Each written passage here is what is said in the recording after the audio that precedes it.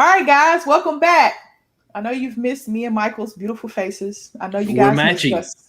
And we're matching, and I'm wearing his Kentucky blue. Thank you. I am wearing his Kentucky. But welcome I'm to wearing my Foreman shirt with a chicken on there. But you know what? It's blue. Who cares? It's blue. It's Kentucky That's blue. Right. Another episode of Count the Bucket. I'm your host, of course, Amber Vickers. I have my lovely host he's to my right. Let him introduce himself. That's my co-host. And then we have a newbie. We're going to let him introduce himself last. And then, we have a regular guest. I'll let him introduce himself as well. All right. Just a regular. Just a regular. He comes on all the time. He's quite frequent. Pretty much a co-host, let's just be honest. But as you guys can see, MD Lawson 00 is my Twitter, Instagram, everything. Go follow all that. Also, check out Backstop Banter. It's my other show. It's on Thursday, 10 o'clock. 10:30 o'clock. It just, again, depends on work. PM Eastern time, of course, on that. Had a wonderful show last Thursday. Perry, the godfather Unwrapped Sports, joined us, but also one of his buddy, Hayden. I want to make sure I say this right. Shinnefield. I try to hesitate there because I'm horrible at pronouncing names anyways, who I was super excited about having on the show. Go check that out. He actually is signed with the Reds. He's in their farm system now. I said farmhouse, and Connie made fun of me. Farm system. So I'm excited that we got to do that. We had some really good content, just a lot of laughs and making fun of Perry as well of his Pee-wee ball game. So go check all that stuff out.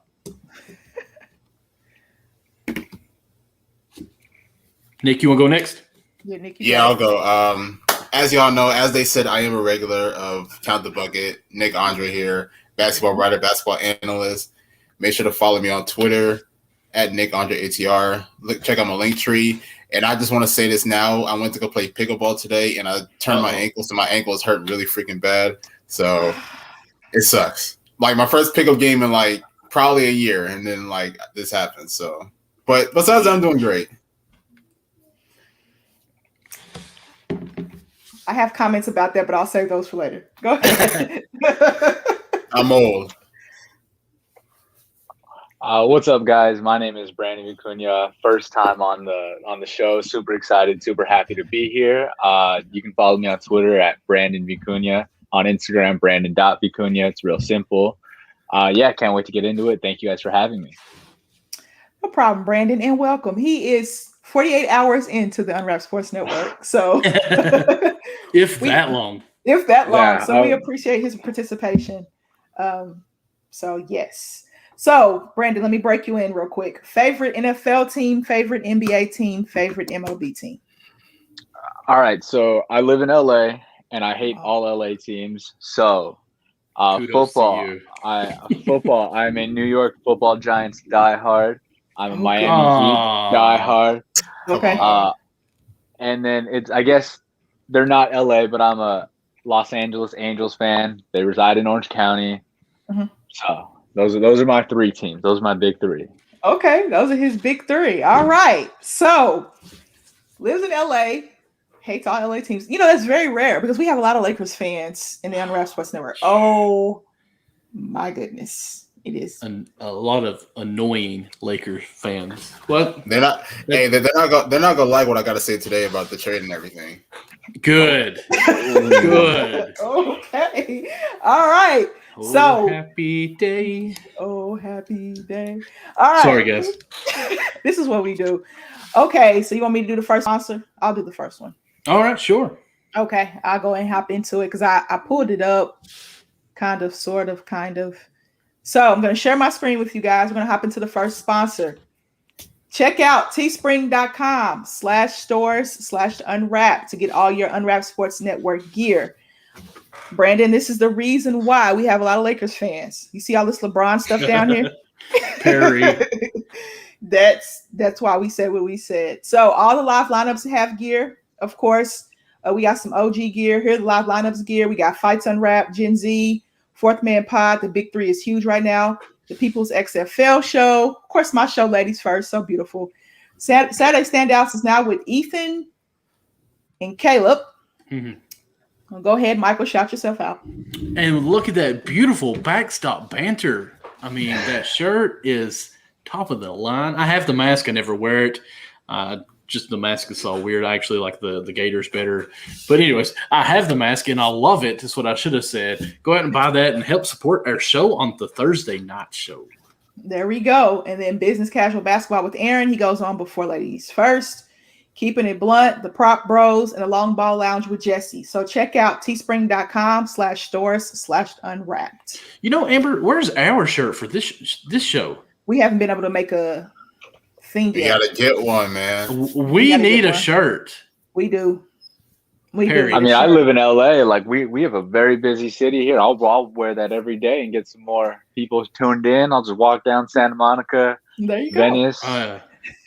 Okay, we will get that done, very soon. You know, Perry is busy and then Lucas is busy, so it's kind of like we're gonna have to get in a group chat with Perry and figure that out and try to get that done. I will start that group chat in just a second. I guess it's my turn to do my ad, correct? Let me click on my share screen here. I apologize. I actually thought you were going to do this one. So I luckily had it pulled up here. And this is my favorite. I think this is what it's all about for us at Unwrapped Sports Network is our Patreon. Go to patreon.com/unwrappedsports. We have 3 different tiers that you can take part of. The Unwrapped fan with $1 per month. Come on, everybody can do that. You can also do the Unwrapped Family for $5 per month, where you get 10% off of the Teespring code that Amber just talked about with all that beautiful gear.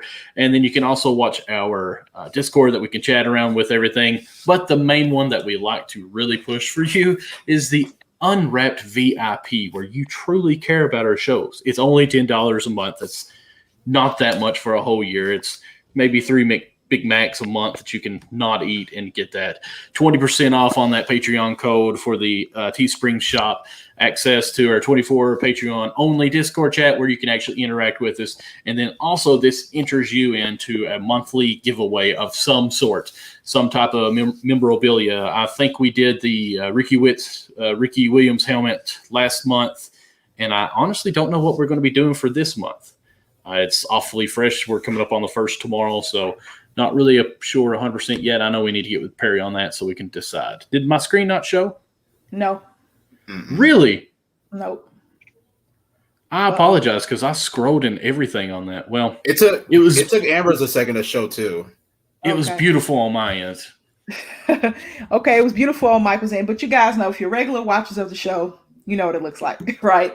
And Michael explained everything to you.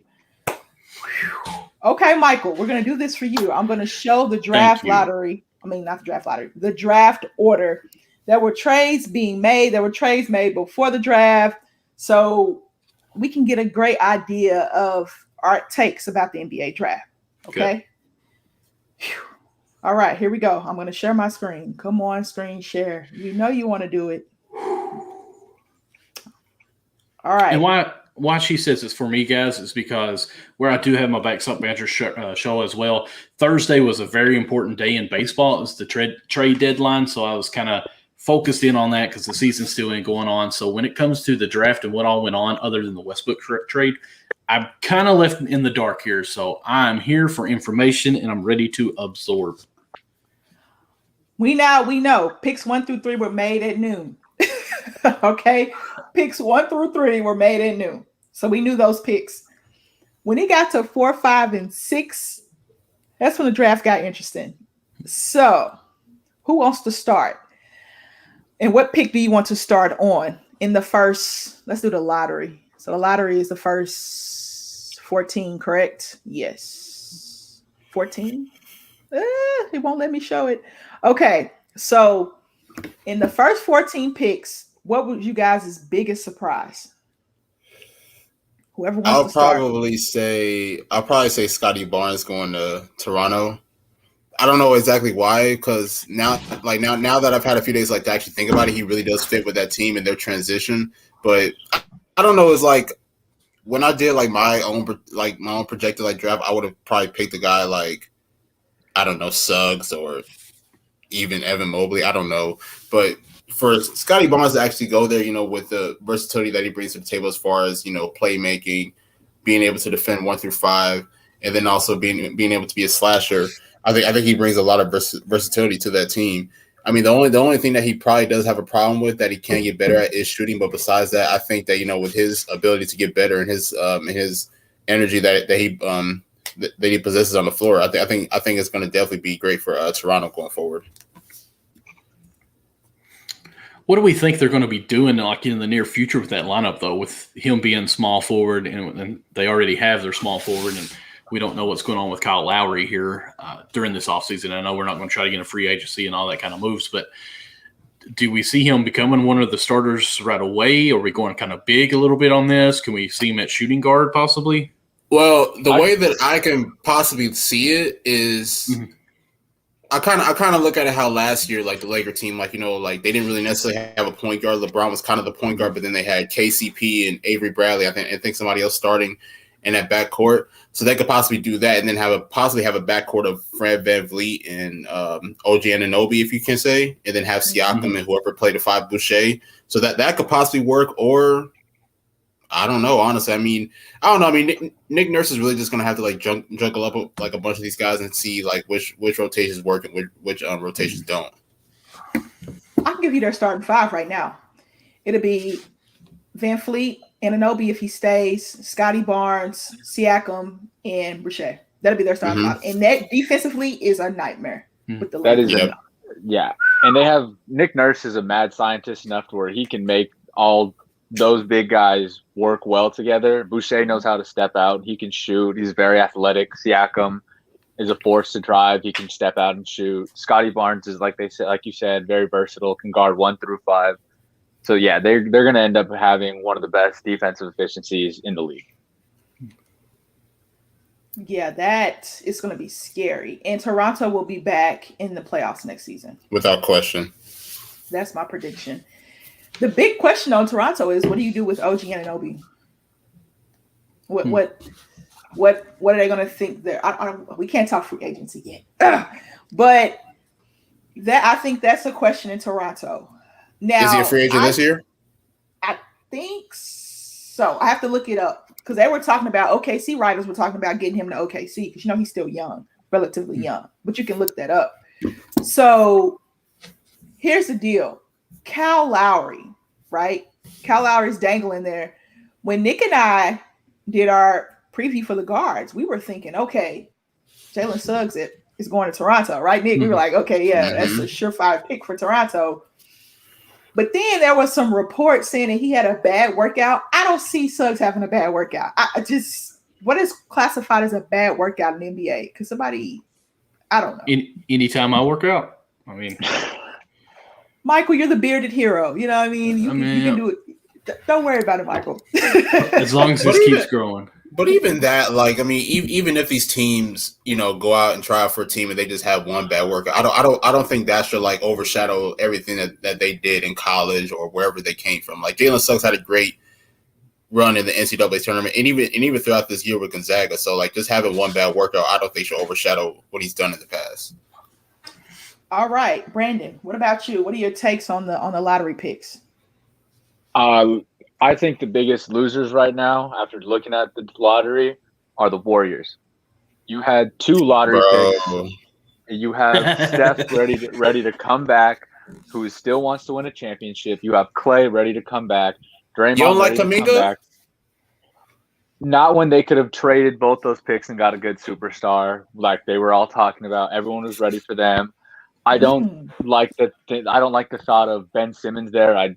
Thank God they didn't go after Simmons, but they could have went out and got somebody else to help them win now. The Warriors were originally one of the best at drafting and developing talent, like Clay, like Steph, Draymond, Harrison Barnes when he was there for a while. And I think their front office kind of is looking more to the future instead of right now. But you also want to know why, though? That's because we had Jerry West as being a part of that front office. So, we know how great he is, a great basketball mind that he is, and being able to bring in great prospects. So for the past few years, we haven't necessarily had that. And I'll be honest, I don't know what Bob Myers has been doing. I actually like the Kuminga pick, per se, even though I personally would have wanted Boot Night, but Kuminga is still a great versatile player. But I think the one head scratch for me is Moses Moody, just because I don't know if he personally fits with this team per se. You know, especially like with the way that, like, especially with like what he brings to the table. So I wouldn't say I'm a fan, but I actually like the Kuminga pick. But the Moody one is kind of like the head scratcher for me. I agree. You know, I think they made the right picks, but I think they should have traded them. And with their selections, they did make the right picks. I think they were hoping Chris Duarte was going to fall to them at 14. And I do like Jonathan Kuminga, but with the picks that they made some good picks. Just, I think they should have traded them. Here's the deal. The Moses Moody pick is the Klay Thompson pick. I'm going to tell you why, Nick. It's going to sound weird. Klay is not coming back until probably 2022. We're going to assume, because you're coming off of back-to-back injuries. There's no way he's going to play to start the season unless he just feels like he wants to, which I don't particularly think he should. But hey, I'm no doctor. You know, this technology in the NBA these days is crazy. Moses Moody was one of the best shooters in college. Yes, Nick? Best shooters in the SEC? Yes. Most definitely. That's why I say it's the Klay Thompson pick, because Jordan Poole can shoot, right? Damian Lee can shoot. Steph Curry cannot. Steph can shoot. I'm talking about outside of, we know Steph can shoot. So if you plug him in, he is basically going to be that, I guess, Klay Thompson. Not exactly Klay Thompson. Right. You know what I'm not. He's not Klay So what are you Thompson. saying? Like, is Moody going to be a starter right away? Do you believe? Well, because if you have Wiggins on the floor, Wiggins is not a great shooter in that system that they run. And you know Steve Kerr is very, very, very stubborn to his system. Like, he wants to run the same system he had with Klay. I'm just saying that they want to go get a shooter in the draft because their shooter, and Klay Thompson, he's one of the best shooters in the draft. I think Moses Moody is. Their shooter is out. That's why I say that's the Klay Thompson pick. I'm not saying he is Klay, but I'm saying the way he shoots the basketball, it fits with what they're trying to, what Steve Kerr still wants to do in that system. He's going to imitate Klay Thompson. Try to, at least, to, with the way he shoots the basketball. Now, I'm going to ask you this. Ben Simmons, we all knew the talk was going on there. Do you not think that they are interested in him at least a little bit, and it's just the price was so high? Because, I see him as being a Sean Livingston back in the playoff run, that guy that could come in and do the small ball, low post kind of guy. Ben Simmons is better than that, but he's bigger than that. He's right, but he would be like, a starter. Yeah, that would be the only thing that would be hindering it. But I could see how their scheme where they have that going on. Sean Livingston, of course, he came in with the second string and would just do everything and look like a god out there with what he was doing. Ben Simmons could do that, obviously, but the only thing, I'm just trying to have conversation about it. But he would definitely have to be in the starting lineup, and I don't know what they do with that. So, never mind. Just retract what I asked then. If Steve Kerr was to change his system, because then you would have two non-shooters on the floor at the same time, him and Draymond, right? He would have to change the system, right, Nick? And if he's not going to change his system, you can't bring in Ben Simmons. That's why they got Moses Moody. That's why they got shooting guard. And Kuminga can shoot. Kuminga can shoot too for a big guy, and he's very, very athletic. So you need it. I like Kuminga. I wanted Kuminga in OKC at 6. We're not going to get into OKC right now, but that was my number 2 losers. Yes, I agree to that. I definitely agree to that.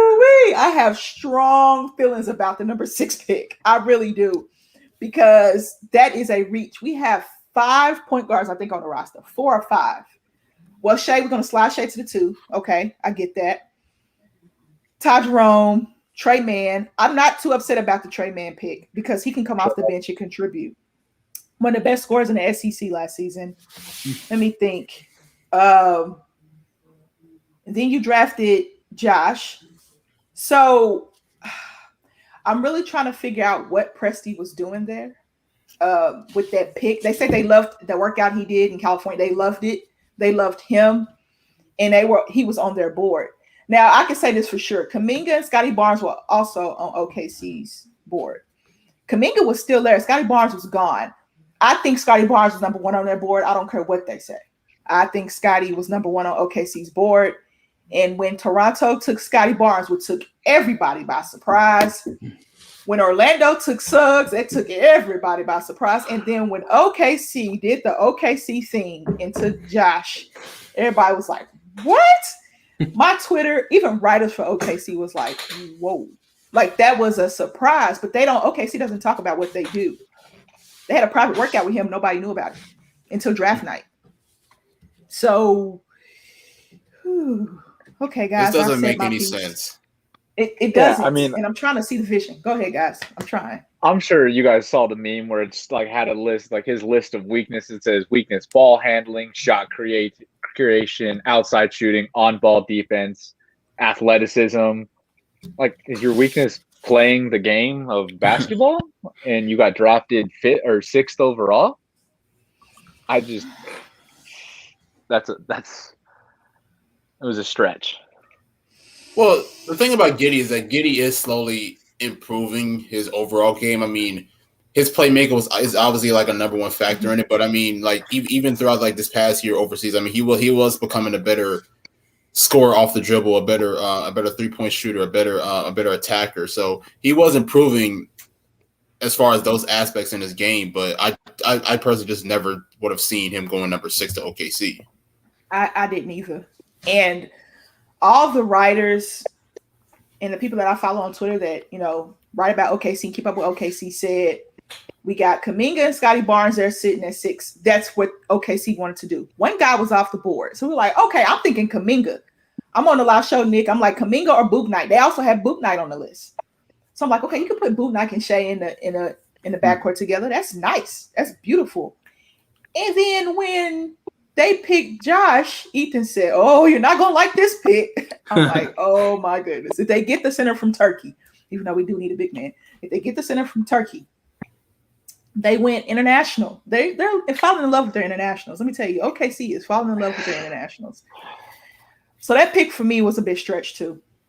That was a bit of a stretch. But I'm going to give him a chance in OKC. But if you're going to pick number 6, you're going to have to contribute right away. For me, I guess his biggest upside, he's only 18. Yeah, he's young. I was looking at him on my phone right here. I was like, because I don't really know much about him, like I was saying earlier.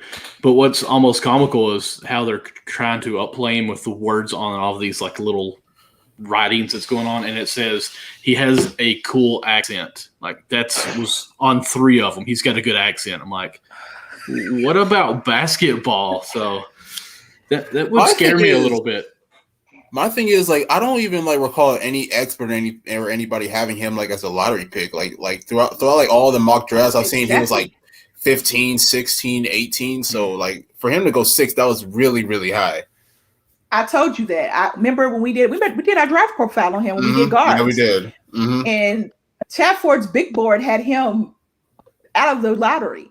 And I said on the show that you probably could have got him, even though OKC ended up trading away 16, you probably could have got him at 16 or 18 because he's not, in my opinion, he's not better than Davion Mitchell, in my opinion, right?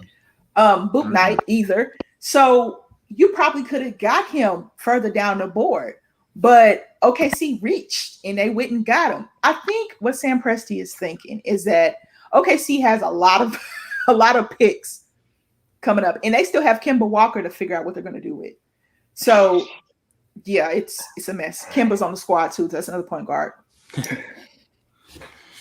What is there a such thing? Let me ask you guys this before we get to the bottom half of the first round. Is there a such thing as too many picks? You guys think? No, but if you're not using them right, then you're kind of screwed, I guess.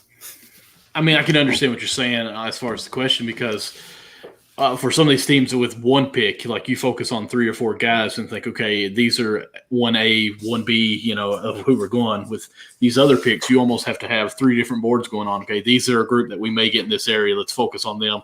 These are the group in this area might get picked that may fall here. We've got to focus on them. I mean, you're pulled thin, I think. And if something goes crazy and your guy doesn't go away, then you may slip up and go for someone that you're not thinking of. So, I mean, I can see how it could be a problem, but I would rather have as many picks as I could.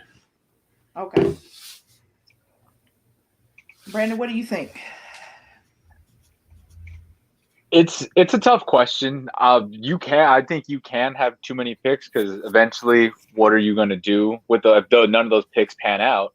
Then yeah, you had too many picks and you wasted them when you could have traded back or traded up and use those picks to trade up and get someone who would have been a more fired superstar than having 4 late first round picks. And you could have moved up to get the lottery pick or even traded those picks for a superstar. Smart market teams need as much help as possible. All right, guys. These are picks 15 through 30. I'm going to have to scroll. But Corey Kispert, love me some Corey Kispert. And I honestly thought that this New Orleans pick is now Memphis's pick, right? With that trade with Valanciunas and Bledsoe and Steven Adams, I'm believing. So Zaire Williams is going to Memphis. And let me think. I think the rest of these are okay in the lottery. Then we get down here, guys. Corey Kispert, you got the guy's name I cannot pronounce, Sengun out of Turkey. Trey Murphy was also on OKC's list, but I think that pick is now New Orleans pick. Trey Mann, Kai Jones. We love some Kai Jones. We talked about him on the show. Jalen Johnson, Keon Johnson, Isaiah Jackson. They were on OKC's board at 8. He was on OKC's board at 18. Garuba? Yes. Okay. Josh Christopher? Yes, because they had 2 picks right here. So which pick is Houston's? This pick is Houston's. So Houston has 16, 23, and 24, right? And 2. Yep. Okay. Yep. Yes. So you got Josh Christopher playing with his buddy Jalen Green again. Quentin Grimes. I love that pick for the Clippers. Here's our guy. Bones Highland. There's our guy, Nick. I think Grimes is going to New York, isn't he? Yeah, he did get traded to New York. That's right. Okay, so that's the New York trade. Bones Highland in Denver. That's our guy, Nick. That's our guy. Then another one of our guys got picked out to him, Cameron Thomas. J.D. Springer. Day'Ron Sharp. He went to the Nets, right? Yeah, Cam Thomas. Yep. Whoop. Sorry. Aldama. Santi Aldama. Oh, I hope I said that right. So that rounds out yes. Jared Butler got picked in the second round by Utah, right? Jared Butler did? Because he got picked by Utah. Who'd you say? Jared Butler. Hold on, let me look at this real quick. Yeah, it's number 40th pick. Pelicans drafted, but he went to the Grizzlies. Yeah. Okay. So I was just making sure. I was like, wait a minute, didn't Jared Butler get picked? Okay. And the only reason I think he fell to the second round is because of his health issues. All right. Here we go, guys. The second half of the first round. Oh boy. You guys need me to scroll. I'll scroll. Biggest like and biggest surprise.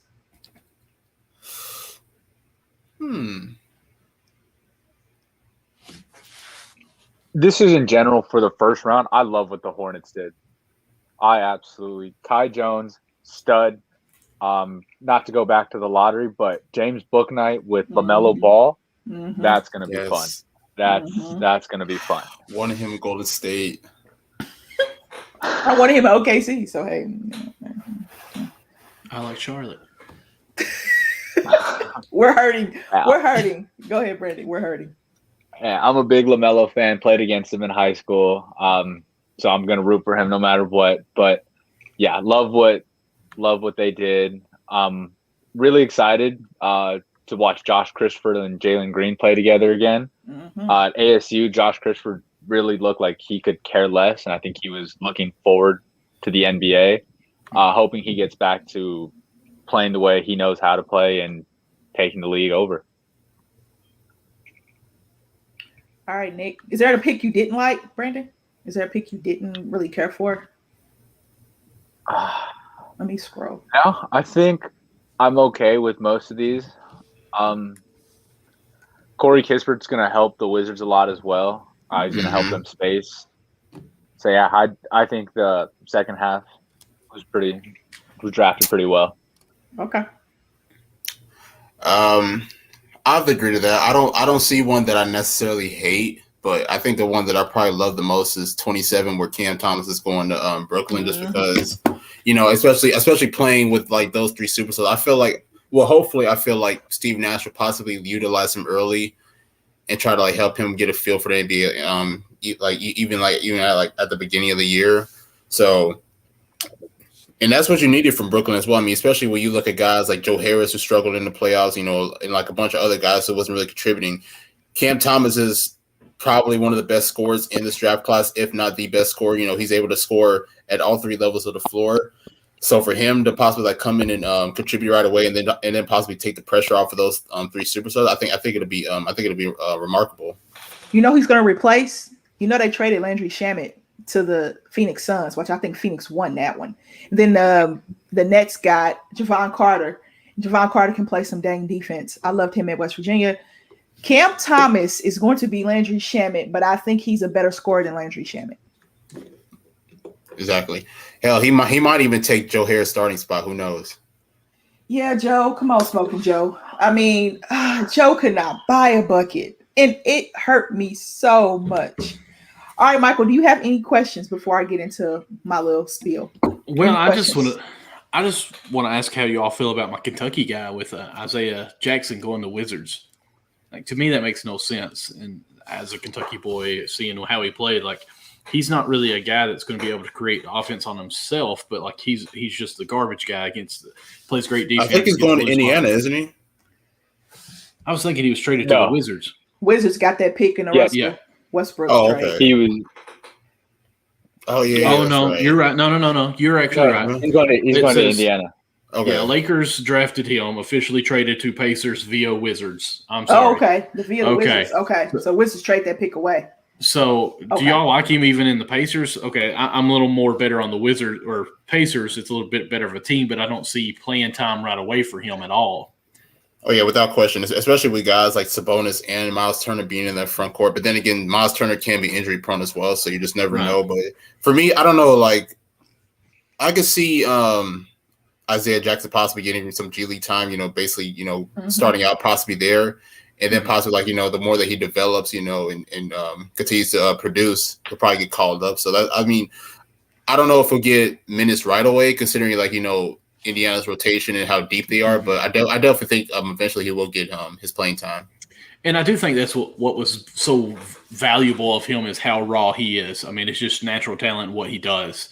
And I think G League is definitely in his place. But I just – and it's hard for me to understand how this G League is going to go, really, because to me, if you're going to draft someone in the top 20, 25, like, to me, it's, hey, this guy's going to make an impact now. But it's almost going baseball style in a way where you're drafting for your farm teams now, your farm systems, where you can say, okay, this guy's super young, but I can develop him and have him X amount of years coming up. So it's kind of blowing my mind to realize that that's kind of making its way in the basketball, and it's cool. So don't get me wrong. Like, I think that's actually going to help college basketball. These guys are going to go G League instead of college. But anyways, so yeah, it baffles me. One, make a trade of a pick to take a guy at 22 that's probably going to spend a year or even two on the G League.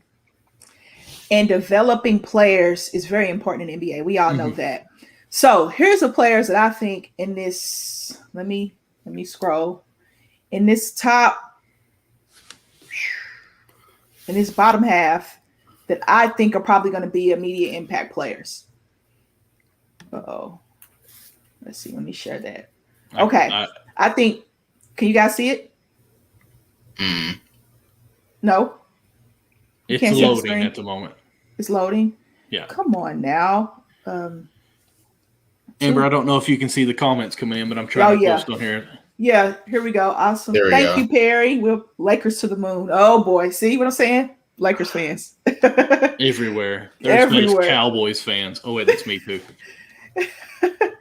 All right. So here's my take on it. Here's immediate impact guys I think are going to have an immediate impact. I think Corey Kispert will get the playing time. I think he will. I think Jalen Johnson might spend some time in the G League because Atlanta. Who does Atlanta have? They got Hunter, DeAndre Reddish. Hunter.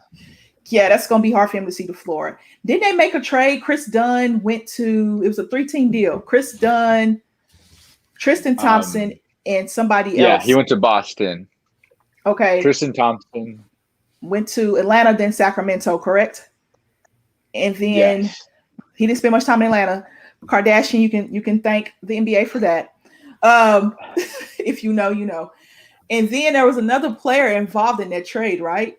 There had to have been for the Celtics. Moses Brown. Was Moses Brown involved in that trade? He's going to Dallas, I believe, because he played for OKC. He was very good for OKC last season. But anyway, I think Jalen Johnson's going to spend some time in the G League. Josh Christopher, we'll see. They say the big man out of Spain is pretty good. I need to watch some film on him. Bones Highland, excuse me. I think that he could be a backup PG for Denver. Because you can slide Monte Morris to the 2. Of course, you know Jamal Murray is your point guard. And I think that works for Denver. Cameron Thomas is a guy that I love on this list. Nick and I, we loved him when we talked about him. Because in Brooklyn, in that second unit, he's going to have all kinds of range to score because James Harden's probably going to be your point guard in that second unit. And in that second unit, it's going to be free. You're going to be able to do what you want to do because you probably won't have KD or Kyrie on the floor. It'll probably be James Harden on the floor. So he wants to distribute. I think he's probably, this is just me saying this, he'll probably get the most opportunities outside of Corey Kispert, depending on what they do with their roster there in Washington. I think Cameron Thomas is set up perfectly to contribute right away. That's just that's how I feel about it. Because of what Brooklyn has in Landry Shamet, I think he's just going to take Landry Shamet's minutes. Smart pick by Brooklyn. I like what Houston did in the first round too. So first round winners. Guys, give me those. First round winners and first round losers. I'll say winner. I'll go Orlando just because I like the Suggs pick and I like the Wagner pick. And then you like Franz Wagner? Yeah, I like Orlando? him. In Orlando? I actually like it. In Orlando. I think it can work somehow, some way. So I'm gonna come off the bench. Yes. Yeah. I'll definitely say it comes off the bench. But then again, I feel like it could possibly work. Okay. And the loser, I'll probably go. Go ahead. I'll probably go OKC. It's okay. It's all right. Brandon, go ahead. It's okay. I'm sticking with my biggest winner, Charlotte. I love what they did. They're going to make the playoff. They get a healthy Gordon Hayward back. Rookie of the year, added 2 first-round picks, who I think have an immediate impact. And I'm sorry, I got to double down. Biggest loser has to be OKC. Also, shout out Indiana, though, taking my guy Chris Duarte from the University of Oregon. Big Oregon fan. Happy we got a lottery pick. Go Ducks. Go Ducks. Everyone loves Oregon. Do they not? I do. I like Oregon. I love Oregon. It's the uniforms. I mean, just they come up with so sweet uniforms. They're just like, okay, I like them. Michael Uncle Phil. I'll say this, and again, like I've made it known pretty well that I wasn't able to keep up with the draft, but I'm really sad that Miami didn't do a thing. Like, obviously, they didn't have any draft picks. Like, I was expecting them to make some type of noise, and I mean, Brandon, you kind of made it pop in my head with the jersey, and that would probably be my unwritten team that I try not to say. Like, I love Miami because of Kentucky players and even Pat Riley, and then Charlotte's my closest team to where I live. So those are my 2 teams. And of course, in the 90s, it's the Bulls. So I don't like the Bulls, but so I kind of keep up with Miami probably the most. And I really was hoping they'd do something. I don't know, trade a player to get some picks or either do something where you hear them actually trying to be active. Like, I heard nothing with them. They're active, trust me. I have more faith in Pat Riley than I do in anyone else on this planet. So even when it doesn't look like we're working, Pat Riley's pulling strings left and right behind closed doors, closed curtains that nobody needs to know about. And that's the Godfather right there. He's gonna sit in his chair, hands crossed, and that's all he got. That's all he has to do. Yeah, here we go, guys. And I'm not gonna throw OKC in there as my biggest loser, okay, guys. I'm just not gonna do it. because you guys have already rained on OKC's parade, we're not going to add fuel to the fire. Let me think. I think my winner, I like Charlotte too. I like what Houston did. I love what Houston did because Houston went from, just look at this, guys. Houston went from no picks in the first round after they traded James Harden, right? Russell Westbrook. They gave Chris Paul. They had no picks. They went from that to having 4 picks in the first round. What, 3? Well, 4. 3 or 4. 3. They had no 4. 3. I think it was 4. It's 4 because they got OKC's pick at 16. So they went from having no picks to having 4 first-round picks. I like that. You kind of see the direction that Houston wants to go in. What are they going to do with John Wall? That's a big contract. It's one of the biggest in the NBA. So that is a question mark. But Houston got younger. They got younger. They got their guys that they wanted. I think because I follow Houston writers as well. Every guy that they had on their board, they got. And they ended up getting that pick from OKC and getting a guy that they wanted as well. So Houston, to me, did a great job in the draft by not only getting back into the draft, but utilizing their pick.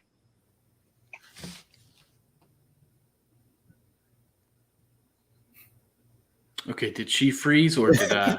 Okay, I was back, guys. Hey, there we go.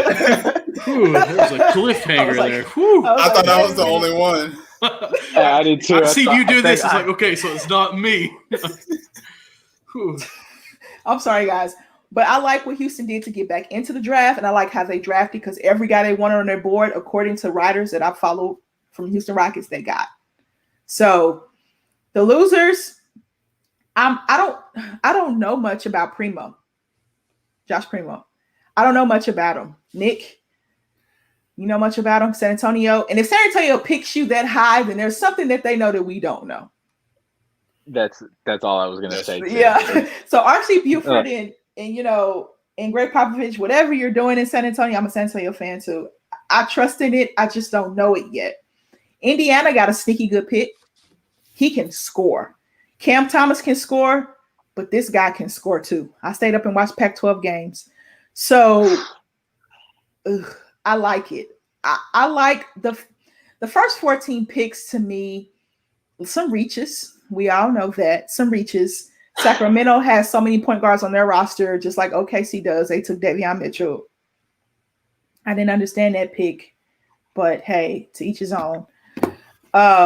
I think some of those guys that got picked, the reach, I think Franz was a reach. Franz Wagner is a reach, Nick, and you cannot tell me otherwise. Oh, my God.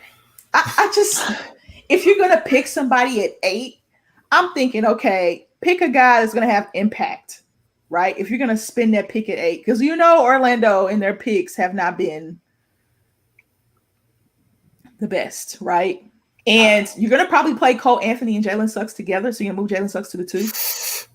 That's the question, though, because now that you have Suggs, like, what is in place for guys like Fultz, Anthony, and RJ Hampton, all being point guards, per se? Yeah. Because if they would have went Kuminga there, that would have made sense, right? Orlando would have went Kuminga at 5. That could have made sense for them. I guess you could say, considering Jonathan Isaac is still injured. Mm-hmm. But Franz Wagner, he could surprise me, though. He could surprise me. They say he's going to be better than his brother.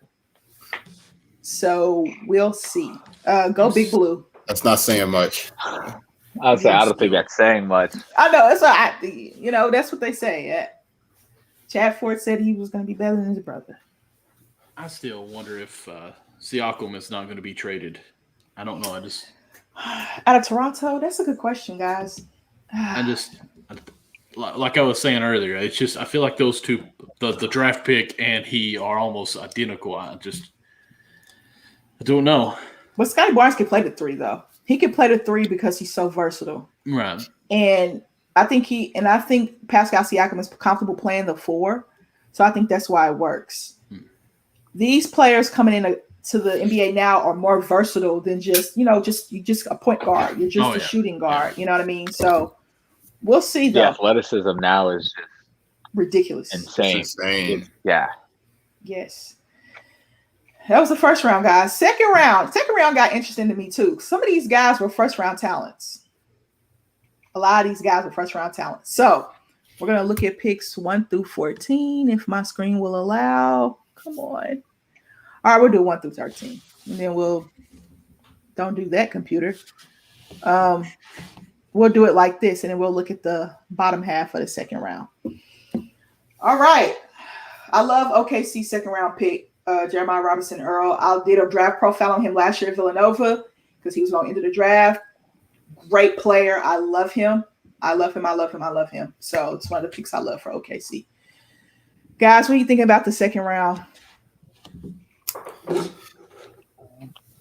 I'll just say one of my favorite players to watch, and I think he's a definite first-round talent. And I'm just pulling for this kid, like just because of his story. Jason Preston to the Clippers. Yes. I can't wait to watch him play. Like his story, like it's heartwarming. He's a pro. I mean, I don't want to call him a poor man's LaMelo, but he does all this. He rebounds great for a guard. Assists are up there. Knows how to score, and I can't wait to watch him. I definitely agree to that. But my favorite probably has to be, and I tweeted this out yesterday, Ayo Dosunmu to Chicago. Like for me, you could possibly put Dosunmu and Barnes or Scotty Barnes in that same stratosphere, except Dosunmu is not as great of a defender that Barnes is. But basically, I mean, Ayo Dosunmu really improved over this past year at the University of Illinois. Just being able to score, and then also being a playmaker as well. So you can place him either at the 1 or the 2 or the 3 practically. And I feel like with his versatility playing alongside guys like Kobe White, Zach LaVine, and Nikola Vucevic, I think that'll help him tremendously. He gets to stay home too. Yep. So I told you guys my favorite pick, but I love this guy in college, and I'm probably gonna love him in Utah. Is Jared Butler. I love me some Jared Butler. I think he's probably going to play backup to – they got to figure out what they're going to do with Mike Conley because I think Donovan Mitchell's a natural too. So you got to figure out what you're going to do with Conley, right? Joe Ingles as well. Did they just sign up to an extension? Did they? I think so. Okay. I think they're working on it. I don't think it's official yet. Okay. Favors is now in OKC. So – Derek Favors is now in OKC. Rudy Gobert needs a backup. I don't know who their backup big is. I have to look at their roster. They went and got Jared Butler. Jared Butler's a first-round talent that failed because of, his health issues. So I really think that Jared Butler can make an impact for the Utah Jazz. I like him. Isaiah Livers is a player I loved in Michigan. He's a first-round talent as well, but he got hurt last season. So Michigan had national championship aspirations with Isaiah Livers there. And then when he got hurt, they rallied and played pretty well in the tournament without their leading scorer. I like Isaiah Livers. But my favorite pick in this is probably Ayo Dosunmu. I mean, hometown kid. You go to Illinois, you stay home, and then you get drafted by your hometown. I know Ethan was ecstatic when it happened. We were off the air, of course, but Ethan was ecstatic when it happened. And I was happy for him because he's a first-round talent. Nick and I talked about him. We did a draft profile on him. He's a first-round talent for sure. And he drops all the way to the second round. That's why I think this draft is just so unpredictable because you're going to have some guys in the second round that are going to have a better impact than first-round guys, in my opinion, because of the situations they're put in. So that's my thoughts on the top part of that second round. Anybody else have any thoughts, Michael? I just want to say the winner was the NBA in the tribute that they did for Terrence Clark. Yep. Definitely. Obviously a Kentucky fan on that. And I didn't want to not say anything, but I was trying to wait a little bit and let us have some time to talk about all these other players. But what broke my heart the most and that little – because I had to watch it. And, of course, Big Blue Man has had it everywhere. But that little boy, he was so happy to see Terrence up on the screen that, it broke my heart having kids just to see. He's like, oh, look, it was so innocent. And then just the mom and how they were with that. It was a great moment. Kudos to the NBA on doing that. So it was definitely a win, I think, for the league on that. Definitely. Yeah, it was probably a tearjerker, but my TV was on mute because, Ethan and I were doing the show, and I'm glad it was because, emotional. I definitely almost shedded a tear. It was tough. I did. Gave me chills, and I shed one or two. Shed a thug tear. Ain't nothing wrong with a thug tear. All right. Let's look at the rest of these picks in the second round. All right. Let me see. And then we'll go to the bottom. Poor BJ Boston. Yeah. All right, guys. This is some more of the second round. Then I'll go to So this is the second round. We ended with an international pick. Of course. Who was that pick, Amber? I can't remember the name. This pick I sure can't pronounce it. Great. Georgios. Ooh. Kaleski. Ooh, goodness. I don't have any phonetics in front of me, Michael. Yeah, no phonetics. Zero. Gotcha. He's from Greece. Yeah, he's from Greece. I would probably have to watch international film to learn how to pronounce his name. The Bucks going with a lot of Greek players. Yeah, they love their internationals. So this second round, of course, the biggest name in this second round was Sharif Cooper. So loved it. Yeah.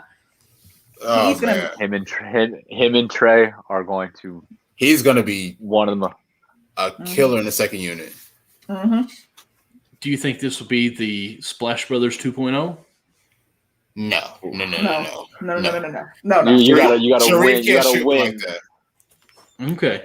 You think you're talking about two of the best shooters of all time at that point? No. Yeah. Okay. Nobody can empty a clip like those two. I'm just saying. So Luka Garza got drafted. Uh-oh. Go ahead, Brandon. I heard it in your voice. Why is that a surprise, though? It's very shocking. I don't think it's shocking. I just don't think he fits today.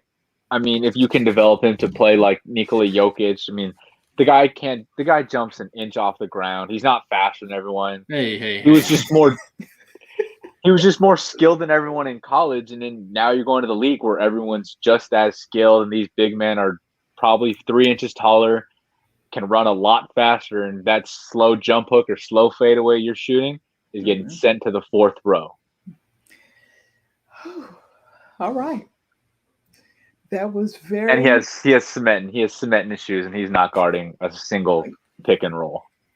If you cannot guard the pick and roll in the NBA, you cannot play in the NBA. You can't. You just can't do it. I was surprised he got drafted because I thought he would go undrafted because of Chad Ford's big board. He wasn't on there at all when we looked. So for him to get drafted, who did he get picked to? I know. Did Detroit trade this pick? No, Detroit kept it. They kept it. He's going to be a G League guy. He's going to be a G League guy.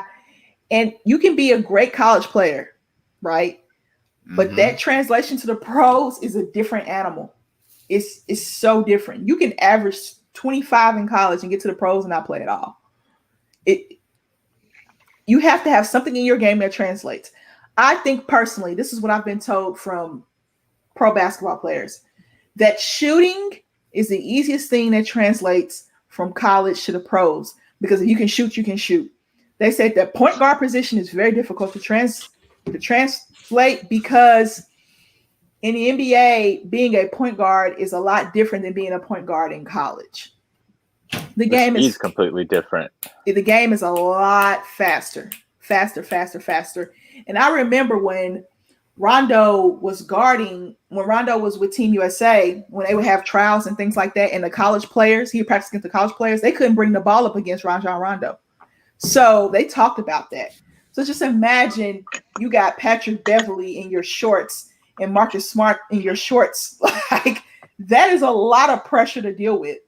And you have to know what to do at the right moment. Playing that pick and roll in college, you got to read 1, 2, 3 very quickly because there's 3 reads on that pick and roll, I believe, in the NBA game. So they're 1, 2, 3 quick. And if you cannot do that, then you cannot be an NBA point guard, period. Pick and roll, pick and roll, pick and roll. Not very many NBA teams run motion. I think the Spurs might. Golden State does because they have the shooters. But everybody else is just pick and roll, pick and roll, pick and roll, pick and roll. They will pick and roll you to death. And Luka cannot move his feet as quickly as he needs to. I'll say that. But I hope it works out for him. I don't want to feel like I'm bashing him, but it is what it is. Well, I mean, it's kind of like this, and I'm not trying to be mean either side of here. Luka, you know what you're going to get. You're going to have a team that actually wants him to do good in the system. And in the NBA, it's kind of hard because it's everyone plays 9,000 miles per hour. He can't. So it's going to have to be somewhere where he's hedging the pick and roll and you go for the double team on the ball. And can you contain that way to try to just stall for a second where you can get back? Like the team has to commit to being able to play more of a team game on that. And it's just not an NBA style. I don't think it's ever going to happen. It's bringing a college mindset to the NBA. It's just not going to happen. So I think this is Detroit really just trying to take a chance, say, you know what, you deserve it. So you saying it's a pity pick? Is that what you call him, a pity pick, Michael? I won't say a pity pick because that sounds mean. I'm saying we'll give you a shot. Let's see what you can do in our G League and if you can improve. But it's kind of weird because he was a senior, right? Mm-hmm. I mean, he's already old age. Mm-hmm. So, I mean, it's not really a developing going on. Like if it's an 18-year-old with his talent, you'd be like, okay, hey, we can shed some pounds. We can work on your footwork. We can get you more agilitized, if that's even a word, and I like it. let you grow that way. So I don't know. Like I think 4 months ago, everyone said he's probably the best player in the college right now just because of how the college is played, but he won't make it to the NBA. So good luck to him. And I'm not being like a jerk to him, like at all, but it's a different style. He's a traditional big man. Like 15 years ago, this would have been beautiful. He'd been beautiful to watch in NBA. Probably. I'll say 15. I'll go back 20. I'll say 2000. We're getting old. Old. Yeah, I think he would have been perfect for the NBA probably about 15, 20 years ago. But now the game has evolved so much. That center position has to do a lot. The reason why the Joker is as good as he is, A, he's been playing pro ball since he was 14. And he's 7'15". Yeah. B, he ended up losing weight, and that's why he won MVP. He lost the weight. Mm-hmm. You guys see how small he's gotten since, you know what I mean? Draft. Exactly. And C, his IQ is through the roof. So that can compensate for his non-athleticism and him getting exposed on defense. That compensates for a lot when you can know your role and know how to play your role correctly. Anybody else like these picks? We love Sharife Cooper. We already said that. Any other picks that you guys like or don't like? Besides the Sharife Cooper pick, like I'm looking through the list now on my phone. Like I don't know, like the rest of them, like they don't really like impress me per se. I mean, there are a few that I don't necessarily like. Well, I'm not necessarily like familiar with, but you know, just looking at the list, I'm not really that impressed with it. Like it's not something that I'm looking at as like, oh my god, they're going to be like a big difference. Mm-hmm. Yeah. But how are second round picks usually used in you guys' opinion? Rotation, guys. Yeah. Okay. So Jericho Sims was picked, another Texas guy. They were showing his NBA combine numbers and how high he could jump and all this other stuff. So I think, did Mitchell Robinson do a qualifying offer sheet today for the Knicks? I saw something about Mitchell Robinson. They let somebody go. The Knicks did. What did they hope do it wasn't him. No way, Mitchell Robinson. It was. They let somebody go, and Mitchell Robinson and somebody else signed a qualifying offer sheet, whatever that means, a qualifying offer sheet. So I don't know what that means exactly. So could Jericho Sims make the Knicks roster? Knicks got this pick, right? Yeah. This is the Knicks pick? Okay, I was just making sure. Could he make the team, in your opinion? Well, considering, when Mitchell Robinson does come back, he's going to be the starter. He's going to be the starter at the in the middle. So that's definitely like a no-brainer. Then you have Nerlens Noel, who showed to be a great rim protector throughout this year for the Knicks. And then you still have old Taj Gibson still at that four position. So I don't know. It might be tough. I mean, who knows? Yeah. Do we see anybody but Sharife Cooper making a roster in that bottom half of that second round? Michael's gonna love this. BJ Boston. Yeah. He had lottery talent. Mm-hmm. He didn't have a great year at Kentucky. Mm-hmm.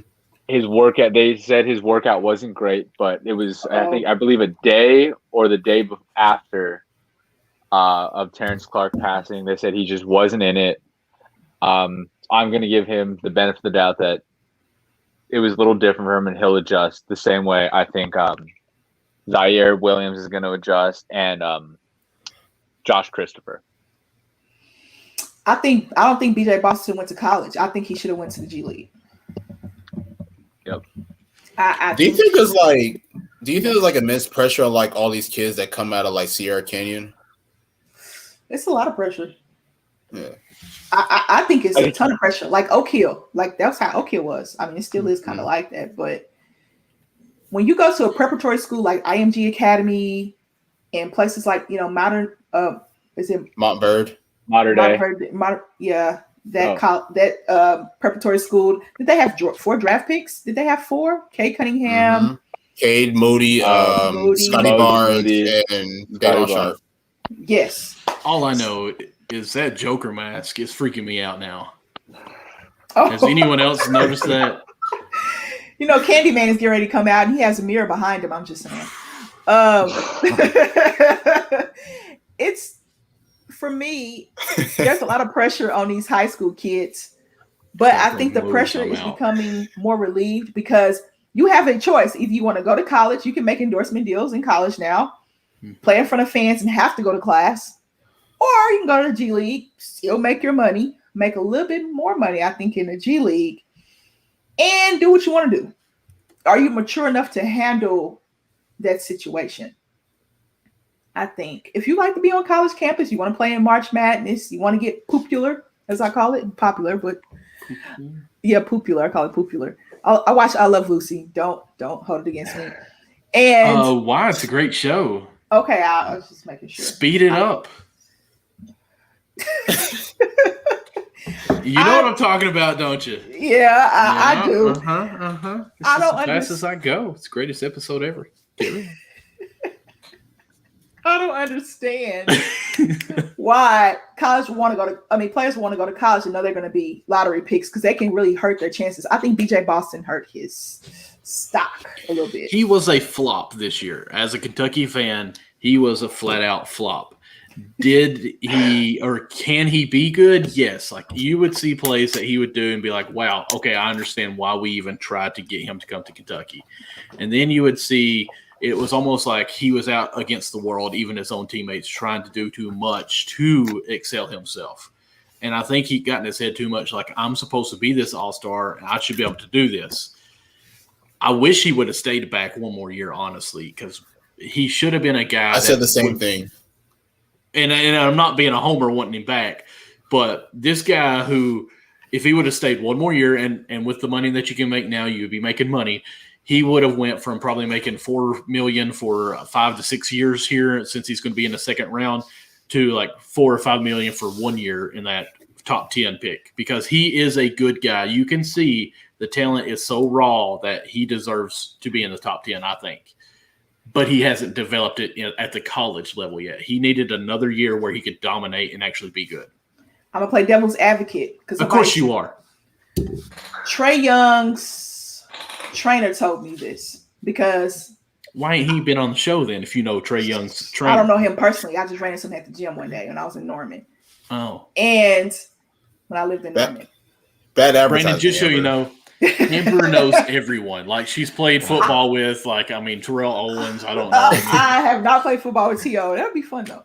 throw him a couple of passes. I can haul a football almost 60 yards. I used to be able to. I played quarterback in middle school. Fun facts about Amber. So he told me, I said, because I was one of those people like, I think Trey should stay another year. But I was like, nah, because he's hot right now. Because he was the hottest thing smoking in Norman. Because I lived in Norman. And he was the hottest thing smoking in Norman. So I said, why is he leaving? He said, because college can do nothing else for him. That's why BJ Boston probably left Kentucky, because I don't think Calipari can do anything else for him. Because there's a difference between getting ready for your sophomore year in college and getting ready for your first year in the NBA, because the training is so different. You have all the time in the world. In college, you don't have that time. I mean, college can only do so much for you. I will agree with you. College can only do so much for you. But look at the NBA and see how many college players that are really good from Kentucky. I would say Calipari is the one guy who can actually develop you to carry on. I mean, Patrick Patterson is still playing in the NBA. He stayed for 3 years with Kentucky. He was a straight-up big man, and then just because Calipari could see the NBA was going to a 4 with a perimeter shot, that year Patrick Patterson was playing a 4 out at the corners and shooting like threes. I'm like, why are you doing this? You can dominate down low. But I think Calipari was trying to form him more for an NBA player. Devin Booker. That's the only name I'm going to say. Devin Booker. What about him? Think about his path. Just down on this year. Hopefully I still got you. Yeah, you still got me. Think about his path to the NBA. I didn't say Anthony Davis. Anthony Davis wasn't an offensive player at Kentucky. Was he? No, he wasn't. I agree. Or even Bam. So Karl Towns was like the 3rd leading scorer on that Kentucky team. College can only do so much for you. This is coming from a guy that trained. This is what he told me, because I was like, why is Trey?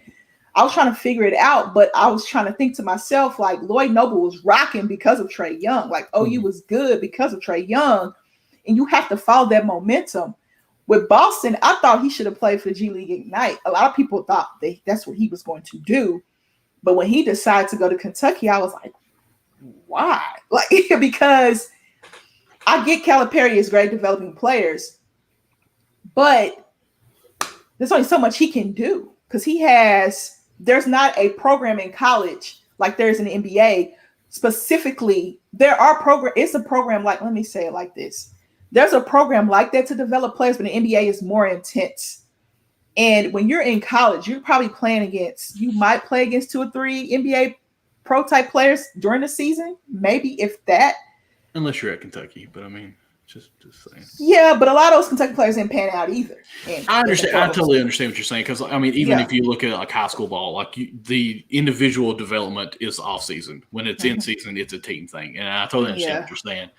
It just, so, I think I'll give you that. I think he probably thought, okay, if I don't go now, and he probably looked at who's coming in too. So they also look who's coming in. Mm-hmm. So if you look at who's coming in, like, oh my goodness, because Higgins went undrafted, and he was the 2019, I think, SEC Defensive Player of the Year. Higgins was real big coming out of high school. He stayed at Kentucky a couple of years, but he went undrafted. So if BJ Boston said, man, if I get hurt my sophomore year, then what? They think about that too. I do think that Kentucky has a place now with the NBA that like our guys don't have to score that many points to still be looked at as great potential players in the NBA. You don't, but in the NBA, if you can't put the ball in the hole, you won't play. I agree, but unless you're PJ Tucker. I feel like Kentucky is on, and I'm not trying to just be like Kentucky is all great on this. Like, I just feel like that's kind of how we are now. We're almost like a midpoint for college players to go on to the NBA. I don't like it. I want to win championships. But I feel like the NBA front offices look at us and be like, okay, we can see the potential in these players, even though they're only averaging like 5 points. Anthony Davis, who obviously is a very high player in the NBA when he's not in street clothes, only had like 10 points a game for Kentucky. So I feel like even though his numbers could have been low because of Kentucky, and I totally understand what you're saying, but at other schools, I totally agree with this. But I think with Kentucky, it's a little different. Yeah, it's different. But he's looking at, and so because it's so different, right? You're looking at who else is coming in. If there are other players coming in, and BJ Boston was going to go to the NBA anyway, then that's probably why he left. But do you all think, though, if he would have stayed back, he would have probably doubled his money? That's hard to predict. Yeah, I know. I think he does, because I think we need to factor in that a lot of these kids, they went from being superstars in high school, like BJ Boston played with Zaire Williams. They sold out arenas as a high school team. And then to go to Kentucky where Rupp Arena's sold out for the past X amount of years. They've had these roaring fans, and he didn't get to experience any of that. He didn't get to experience the loudness of March Madness. And I'm sure as a kid, like, that's what you look forward to. That's why you sign your letters to go to college, especially Kentucky. And I'm sure it throws you off. You look to your right and left, and you don't see anyone screaming your name. You don't come out to a roaring crowd.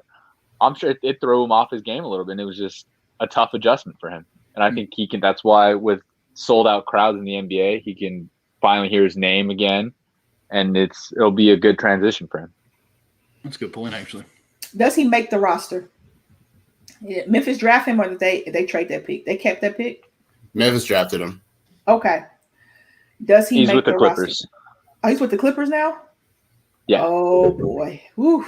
That's weird. Does he make the Clippers roster?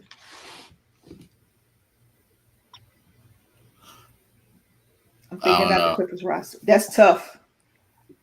But see, here's the thing. With no Kawhi, probably next season. I'm going to say this now. We don't know if Kawhi's going to miss next. He ripped his whole knee up. He's not playing next season. With no Kawhi, that leaves a roster spot open for one of those guys to kind of step in, right? So who'd they draft in the first round? I'm thinking. I don't think anybody in the first. They ended up getting Jason Preston in the second round, early second round. Keon Johnson was in the first as well. Okay.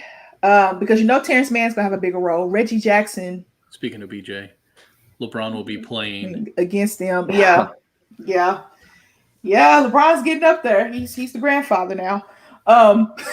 Pretty much. So Terrence Mann will be getting maximum minutes probably this season coming up. His third year out of Florida State. Reggie Jackson. What are they going to do with Reggie Jackson? They better keep him. Save him for the playoffs. Okay. Rondo's probably gone. I'm looking at the guard spot. You still got Pat Bev. Still got Patrick Beverly there. So that's Kennard. Luke Kennard, who Tyloo wants to play him some. He can't guard him. He can't guard me. Kennard got to go. I'm sorry. You spent that money on him, though, Nick. You just signed him. Hey. Yeah. So where's BJ Boston fit?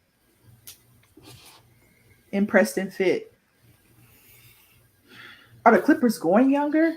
I don't know what the Clippers are doing. They should go younger.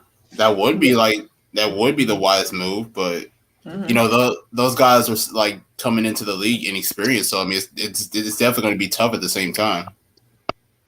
All right. This is the portion I like the best. Which team did the best overall in the draft?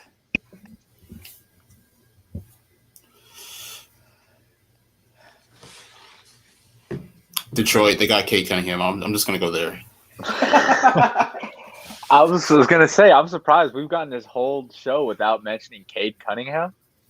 We loved Cade, but Cade was like the obvious. Him and Evan Mobley. I don't know about that because people were arguing with me throughout the entire NCAA tournament that Jalen Suggs should be number one, considering the way that he played in the tournament and the fact that Cade didn't go far. And I was saying, no, Cade is number one. There's no questions about it. Pick. Yeah, we knew that. If Cade wasn't number one, then they probably would have took Evan Mobley. Because if you look at Evan Mobley, like, that's scary in Cleveland. Oh, let's start lineup is scary in Cleveland if they keep Sexton. I'm so happy that he didn't go to Houston. We talked about that too, Nick. We were like, okay, the Rockets have a really interesting pick because you're either going to take Jalen Green or you're going to take Evan Mobley. So you're juggling that. Like, okay, do I take the best available or do I take fit? Because him and Christian Wood would probably be battling at that spot. So, okay, you like Detroit, Cade Cunningham. I'm going Detroit. Okay, Brandon, who did you like? I'm sticking with Charlotte. Okay. But just quick fun fact, I played against Evan Mobley my senior year of high school, and he was an incoming freshman. And he's definitely developed. He was coming off 2 ACL tears, and he was not very good. Oh, wow. I didn't even know that. Fun fact. See, Brandon's played against a lot of people too. LaMelo Ball, Evan Mobley. I mean, Michael, I'm not the only one here. Okay. Did you go up against all the Ball brothers or just LaMelo? The only one I didn't go against was Lonzo. He graduated the year before we played them. My sophomore year of high school, DeAndre Ayton gave me a black eye though.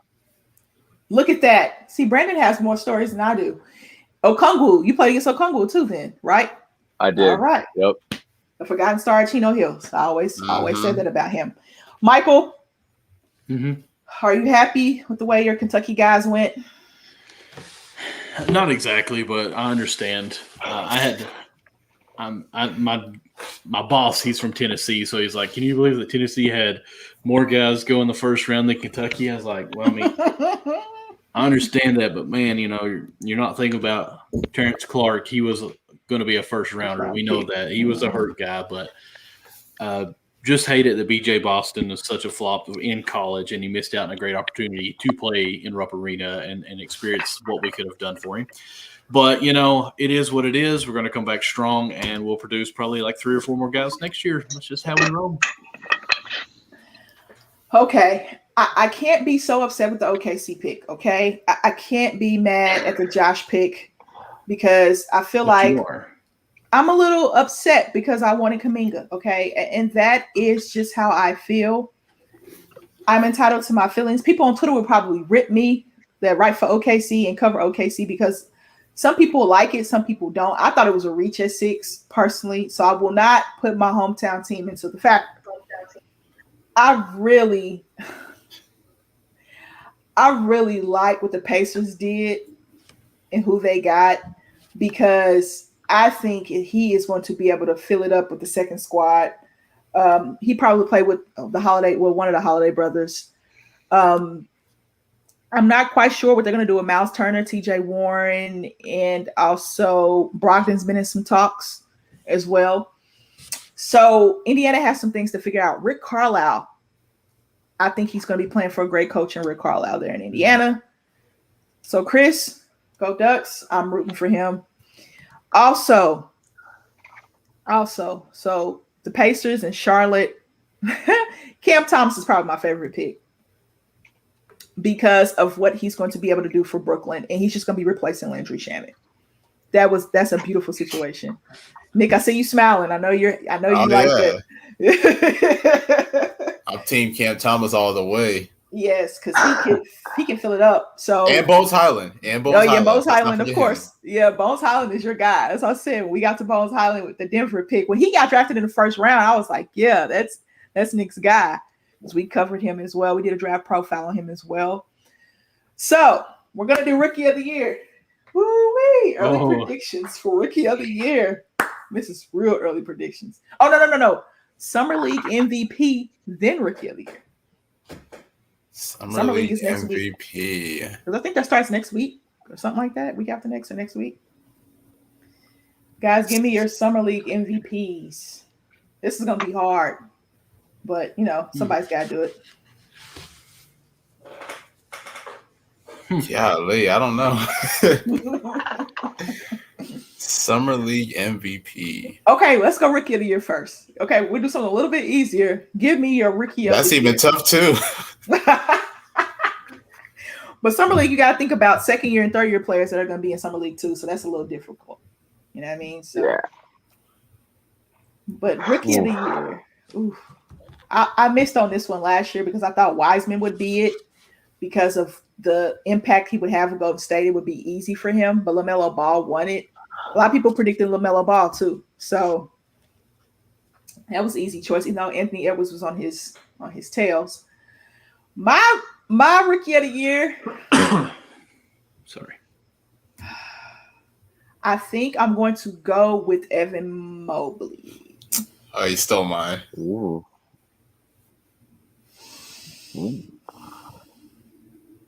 Yeah, I'm gonna go Evan Mobley. I mean, I know I'm going to be reaching here, but I think to win Rookie of the Year, your team has to be kind of good too. And I'm going to go with Scotty Barnes on this. Oh my God, you stole my other one that I was going to choose.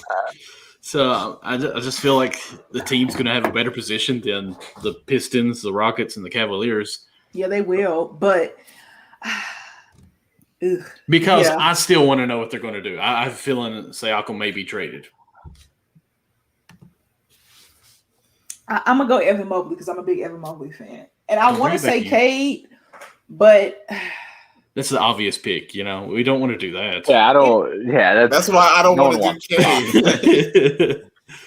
We're all thinking Cade. Yeah, you think Cade, but he's probably not going to be leading scorer on his team because Grant's probably going to be leading scorer on your team. So, all right, Brandon, Nick, who y'all got? Yeah, man. I'll let Nick go first because Nick's gotten his first 2 picks stolen. So I don't want to take his picks. I'll let Nick go. Well, I'm gonna keep my second pick, and I will agree with Michael and go Scotty Barnes just because I do project Toronto to make the playoffs this coming season, and Scotty Barnes is going to be a big contributor, if not the best contributor to Toronto in that path to the playoffs. So yeah, I'm gonna go Scotty Barnes. Thank you. Makes me feel so much better. I'm torn. I have 2. Okay. Michael brought up a huge point. Your team has to be good. I think it'll be easy for Kuminga to get his points playing with Steph Curry. All the pressure's on him. He gets to fill in for Clay for a good amount of the season. But that's 2B. I'm going Jalen Green. He has the closest NBA experience in the G League. So I'll pick the 2 guys that played in the G League, either Kuminga or Green. Kuminga or Green? Okay. And the reason why I would think I'm going to make a bold prediction right here on Count the Bucket. I think Cleveland makes the play-in. If they keep Sexton. If they keep Sexton and re-sign Jarrett Allen, that is a hot take, okay? So look at the starting 5. Look at the starting 5. Hey, guys, in the East, all you got to do is win 30 games. Okay, come on now. Right? 32 games out of 82. Okay, guys, listen. Just hear me out. Hear my hot take out. We're listening. It's a hot take. It's very hot. You know what I mean? It's about as hot as you saying not as hot, but Phoenix made the finals. Yeah, it's burning, okay? Here, I mean, it wasn't that hot. I knew it was right. Listen here. See, listen to this, guys. With their starting 5 if they can figure it out with Sexton, Garland, Okoro, Evan Mobley, and Allen. That is a nice starting 5 in the NBA. Yes, that's a defensive monster too. In the East. They're in the East. They're not in the freaking West. Okay, guys? Let's keep that in mind. They're going to be playing a lot of Eastern Conference teams. I mean, their depth bothers me. Yes, it does. But if they can re-sign Jarrett Allen and keep Sexton, I think they have a very good chance of trying to get that play-in spot. Now, they're doing the play-in again next year. They can get that 10. They can try to reach for that 10. That is my hot take, okay? I have to have a hot take. I'm just going to ask you this. Does Kevin Love? Oh, he's gone. Kevin Love is gone. Well, I'm not even factoring in Kevin Love. He's not coming back from Tokyo. Oh, wait, he didn't go, did he? He's not in Tokyo. Never mind. So you're thinking, that's my hot take. And I'm not being mean, so bear with me. You think Cavaliers are going to make the play-in, so they're going to be at least from 7 to 10. They'll be 10. They can fight for that 10th spot. I think the Raptors are going to be back this year. Okay, Nick, you think they're going to be playoff, right? Yeah, okay. I agree. So there's 2 teams that did not make it that are in. So who do you think? I think Wizards will probably be the team that's out because I think Bradley Beal at some point in this will be traded and who knows what goes on there. Mm-hmm. So the Hornets, we think, did really good in this rookie season or the draft. So I don't think they're out. And also they're going to get Drummond and going to be awesome. Pacers. Whoa. The Pacers. That's my hot take. Guys, I've been on that one for like months. A long time. The Pacers, we don't know what's going to go on. So do we think Wizards and Pacers are replaced, or do we think Celtics fall that far? No, the Celtics will be back this year. Celtics will be fine. But here's the thing. Last season, I think teams made the playoffs that you probably didn't expect to make the playoffs too. Because of injury and because so will the Knicks be like a top 4 seed next year? No, I don't see that next year. That was too aggressive. I'm sorry, they won't. He has blossomed into a great pecan. His feathers are showing finally, and he is ready to go. They're going to give him a big extension, and he's going to get somebody to come to the Knicks now, and they're going to be in the top 8. And Tom Thibodeau is going to run them into the ground because he's going to play all his guys 40 minutes a game. Yeah, and then by the time they get to the postseason, they're exhausted, and we can all see it. But do we really expect a New York team to be winning the championship right now? They're not going to be winning the finals and nowhere near future. The Nets could. The Nets could. Brooklyn. The Nets, yes, but the Knicks are not going to be winning it. So, Tom, run them to death and actually make the season fun for us. We miss the Knicks being relevant. Okay, so I think the Cleveland finds a way to get that 10th seed. Okay. So do it like this. So, like, who are our top 6 teams in the East that we project to be in that slot next year? So you got Nets, Brooklyn, Milwaukee, Philly, Boston. Okay. Those are top 4. Boston. And then Don't Atlanta. forget Miami. Don't you dare forget Miami. That's 5. We were tired. Atlanta 6, maybe. Atlanta will be 6. 6. All right, okay, so we got those top 6. So now we go 7 through 10. Toronto, Indiana, Charlotte, Indiana, and Charlotte. Toronto, Indiana, and Charlotte, right? That's 9. We got one more spot left, Nick. Oh my God! So who else is there? There's the Knicks. The Knicks, yeah. And I'm sorry, the Knicks are better than the Cavs. I'm sorry. Yeah, they are. They're better than the Cavs. They are. I'll give you that. I just have a the Bulls. Are we gonna the Bulls? The Bulls. Did we even say Miami? Yeah, we said Miami. Yeah. Okay. Whoa. we better have. I think we said Miami at like 5, and then the Hawks at 6. Okay, so there's gonna be some battling for the Cavs. Okay, I am clearly aware of that, but a lot of things have to happen for the Cavs to get that 10 seed. Okay, things have to happen. You have to re-sign Jared Allen, and you have to keep Sexton, and you have to add something to their bench depth. If they can do that, I know they will win more than 20 games next season, okay? They will win more than 20 games. I'm predicting it. Write it down, Michael. Oh, I already did. Uh-oh. Can you see it? Yes. Cavs in playoffs. Simply Amber. Yes. The Cavs will make the play-in. Now, things have to happen for that to happen, but I think it's possible. We'll see if that hot take happens. Let me take that. It happens. Amber looks like a genius. If this happens, set a reminder for April of 2022. Oh no, this paper's gonna be staying right here. It's gonna sit right there. And see, Michael, that's just not fair. You know what I mean? It could be great. I want you to go to mybookie.ag right now and make your first deposit of whatever you want, and USN 100 is your promo code, and we will double your first deposit. Actually, for your first deposit. And I want you to make this bet somehow.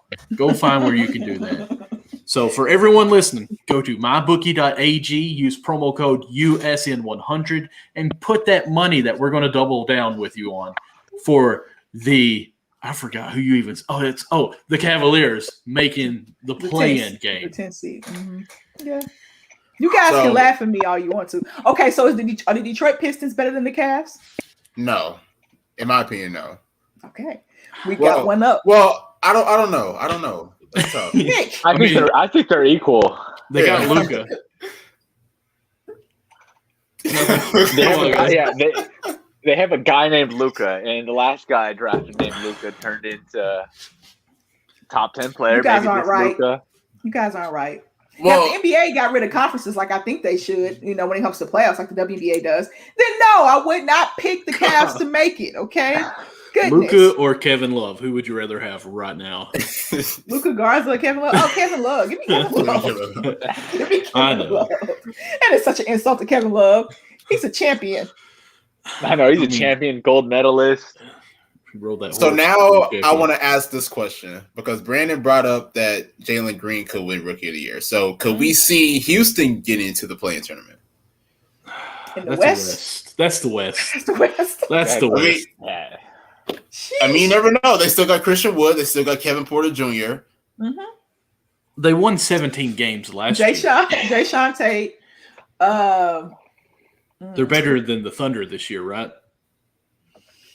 I don't know. I don't know. I was just being mean to Amber. I apologize. Yeah, I know. Rub it in, Michael. It's okay. It's all right. It is okay because guess what? OKC has draft picks until I turn 60. Are they better than New Orleans? I was totally about to say that. I was about to say, will they be in before the Pelicans? Yes. Houston was better than New Orleans? You think? No, like I'm asking like this coming year, will they be better? Brandon what is Lonzo? Zion. Yeah. Lonzo sounded like he's going to Chicago. Yeah, I think Lonzo's gone. So who's the point guard in New Orleans? Shay's cousin. Alexander Walker. Yes. You mean Kemba Walker?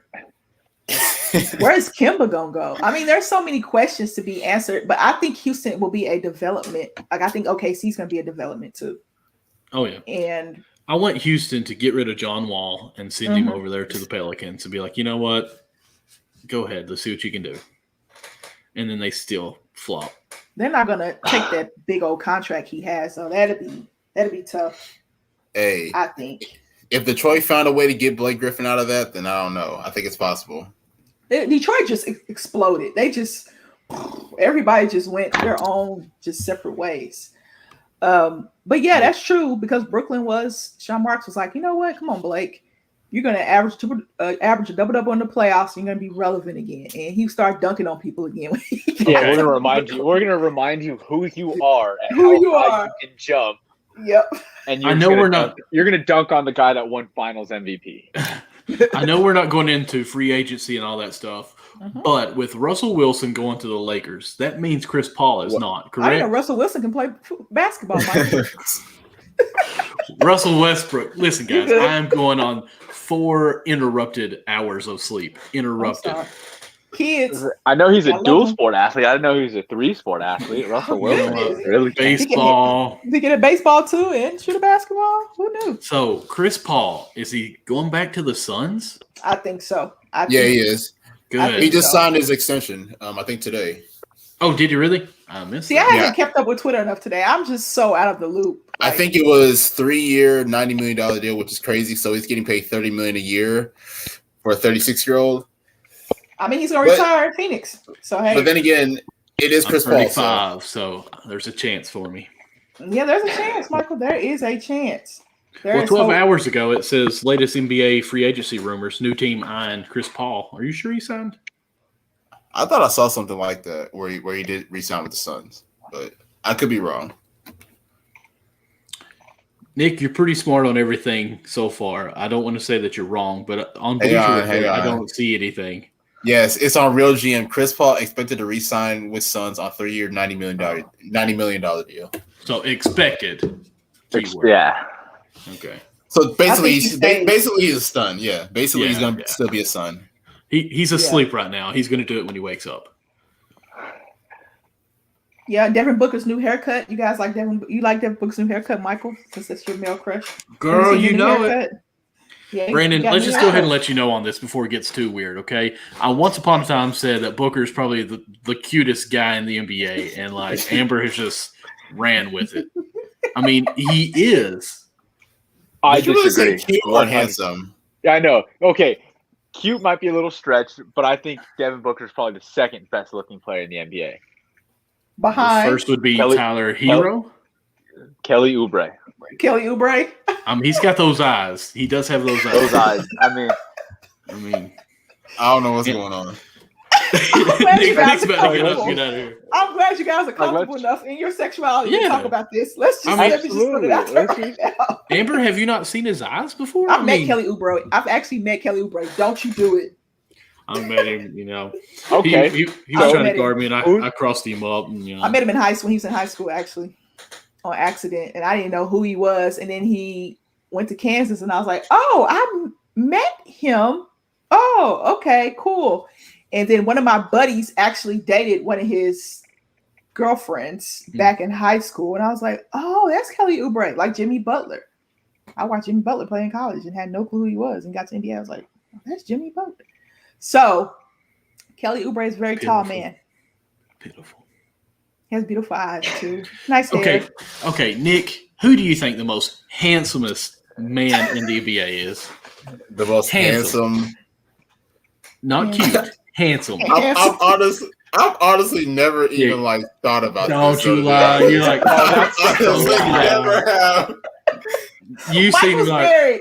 Listen, Michael's married. He can talk about this, Nick. Yeah. So I don't see why. No. He's lied. I guarantee that's like, okay, I can see why the girls like him. It happens. It's natural. Oubre is one of them where like the girls just go crazy. I will say that. Thank you. See, the girls go crazy. It's okay. Yeah. Oh my God, Amber, would you have that U-Haul for Kelly Oubre out there? I'm sorry, I couldn't. Is it a light skin thing though? I don't know how to answer that. I don't know. I met him. He was nice. I'm just saying he was a nice guy when I met him. That's all I'm going to say. I would never date an athlete because I was an athlete and I know. Okay. You didn't answer the question. I would not have a U-Haul. No, I would not pull the U-Haul up in Atlanta for Kelly Oubre. Okay. Devin Booker either. I'll let the what? That's a sin right there. Well, Michael, I don't think. I hope your wife does not watch the show. I hope she does not watch the show. You just celebrated your anniversary, Michael. Don't do it to her. She knows. She knows. Okay. Well, it's no longer a secret, guys. Amber's not going to answer who she thinks the hottest guy in the NBA is she? Let me think. I mean, they're all height efficient because I'm 5'8.5" and I can't do anybody smaller than me. I'm mad how y'all actually have me thinking about this now. It's Michael's fault. Michael presented the question. And Brandon's welcome to the show. I'm just so surprised that we're the only two that have thought about this. Like, I thought everyone has. Like, everybody I know, like. Thought about it. I've just never watched a game and just looked at a player and be like, oh, man, he's handsome. Jamal Murray isn't bad looking. I mean, it's true. Handsomest man. I probably would go Devin. I probably go Devin Booker. Fred VanVleet. I actually got to see him. I went to a Raptors when OKC played the Raptors. I actually got to see him like close up. That's a cheat code. It is because seeing him he's on basically TV, Drake. I'll say he's Drake. My mama said, "Is he related to Drake by any chance?" I said, "Mom, he's not." She said, "Okay." And he was a mid-major guy. I love me some mid-major guys. He went to Wichita State, mid-major guy. You know. The best part of the show is Nick is still wondering, like, did I forget of anyone? That it's kind of cute. I think Devin Booker is probably very handsome. I mean, Jimmy Butler's up there too. I mean, he looks like Jamie Foxx. I mean, he's got the scruffy look though. Like, he's just a man's man. Like he's got that just is so weird in this conversation. He's a man's man. He's got the scruff. Yeah. He's got the scruff. Jimmy Butler looks completely different than he did in junior college. Listen, Nick, you don't have to answer this question. I said Devin Booker. I'm trying to figure out all the NBA players I've seen in person, like play. I'm going to say this, though. Like, I think out of everyone on this list, I don't want to be mean, but I think Chris Middleton's the one guy that's probably, like, does not deserve to be on this list. In my opinion. Reggie Jackson in person is not. Gorgeous with those eyeballs? I mean, that's not attractive. He can't win me over. Let me just tell you. Don't even slide in my DMs. This is the conversation we're having on Count the Bucket. And I'm the only woman on this show, and I'm not leaving the conversation. That's all I have to say. I mean, can I get an underrated? I think underrated. Zach LaVine. Zach LaVine. Yeah. Zach LaVine. Yeah. Yeah, Zach LaVine. He's tall enough. He's long enough. Yeah. Zach. This is so weird, but I'm loving it. Yep. Let me think who else. I'm surprised no one said Tatum. Jason Tatum? Yeah, Jason Tatum is handsome man. Nick is realizing that he's really thought about this. He's sitting there thinking, crap, man. I did think about that. Jason Tatum, yeah, Jason Tatum. Yeah, and I like his wording, too. I did a starting five. I did a starting five. I like how Nick, slowly put that in. It's not like, guys, there's Tatum too that we could be naming. He's like, I'm surprised you guys ain't said Tatum. Y'all think he's cute, I'm sure, but Nick's back here like, he's good looking. All right. I'm trying to think about all the players on NBA rosters. That's a lot of players to think about. There are a ton of players. Let's just drop this. I mean, can I just say I think Miami has the best looking head coach. Nick Spoelstra. Eric Spoelstra. I think best looking. He doesn't do it for me. I'm sorry, man. He doesn't give you the eyes. Eric Spoelstra doesn't do it for you. He doesn't. No,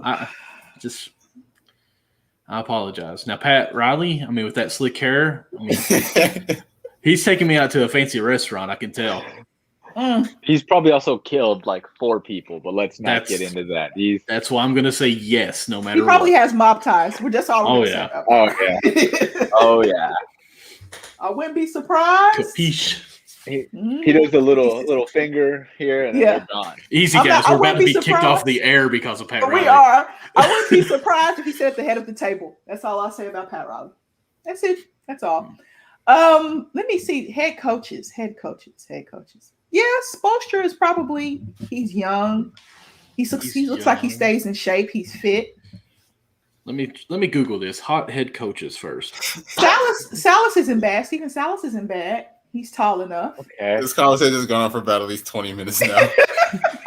It's Michael Shaw.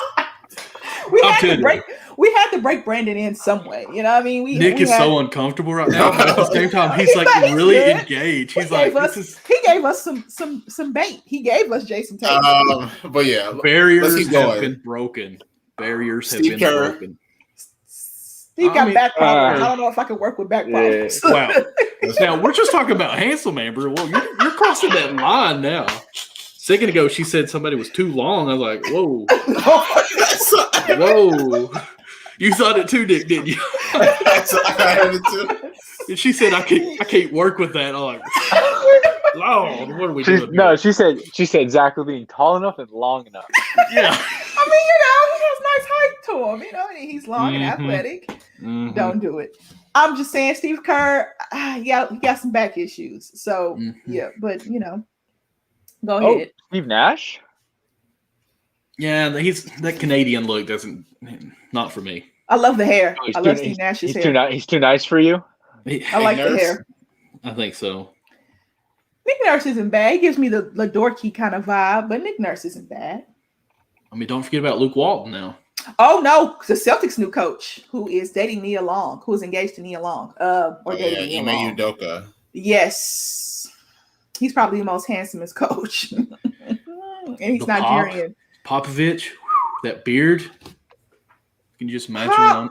Pop reminds me of a Godfather with that long beard. I don't know. Pop gives me.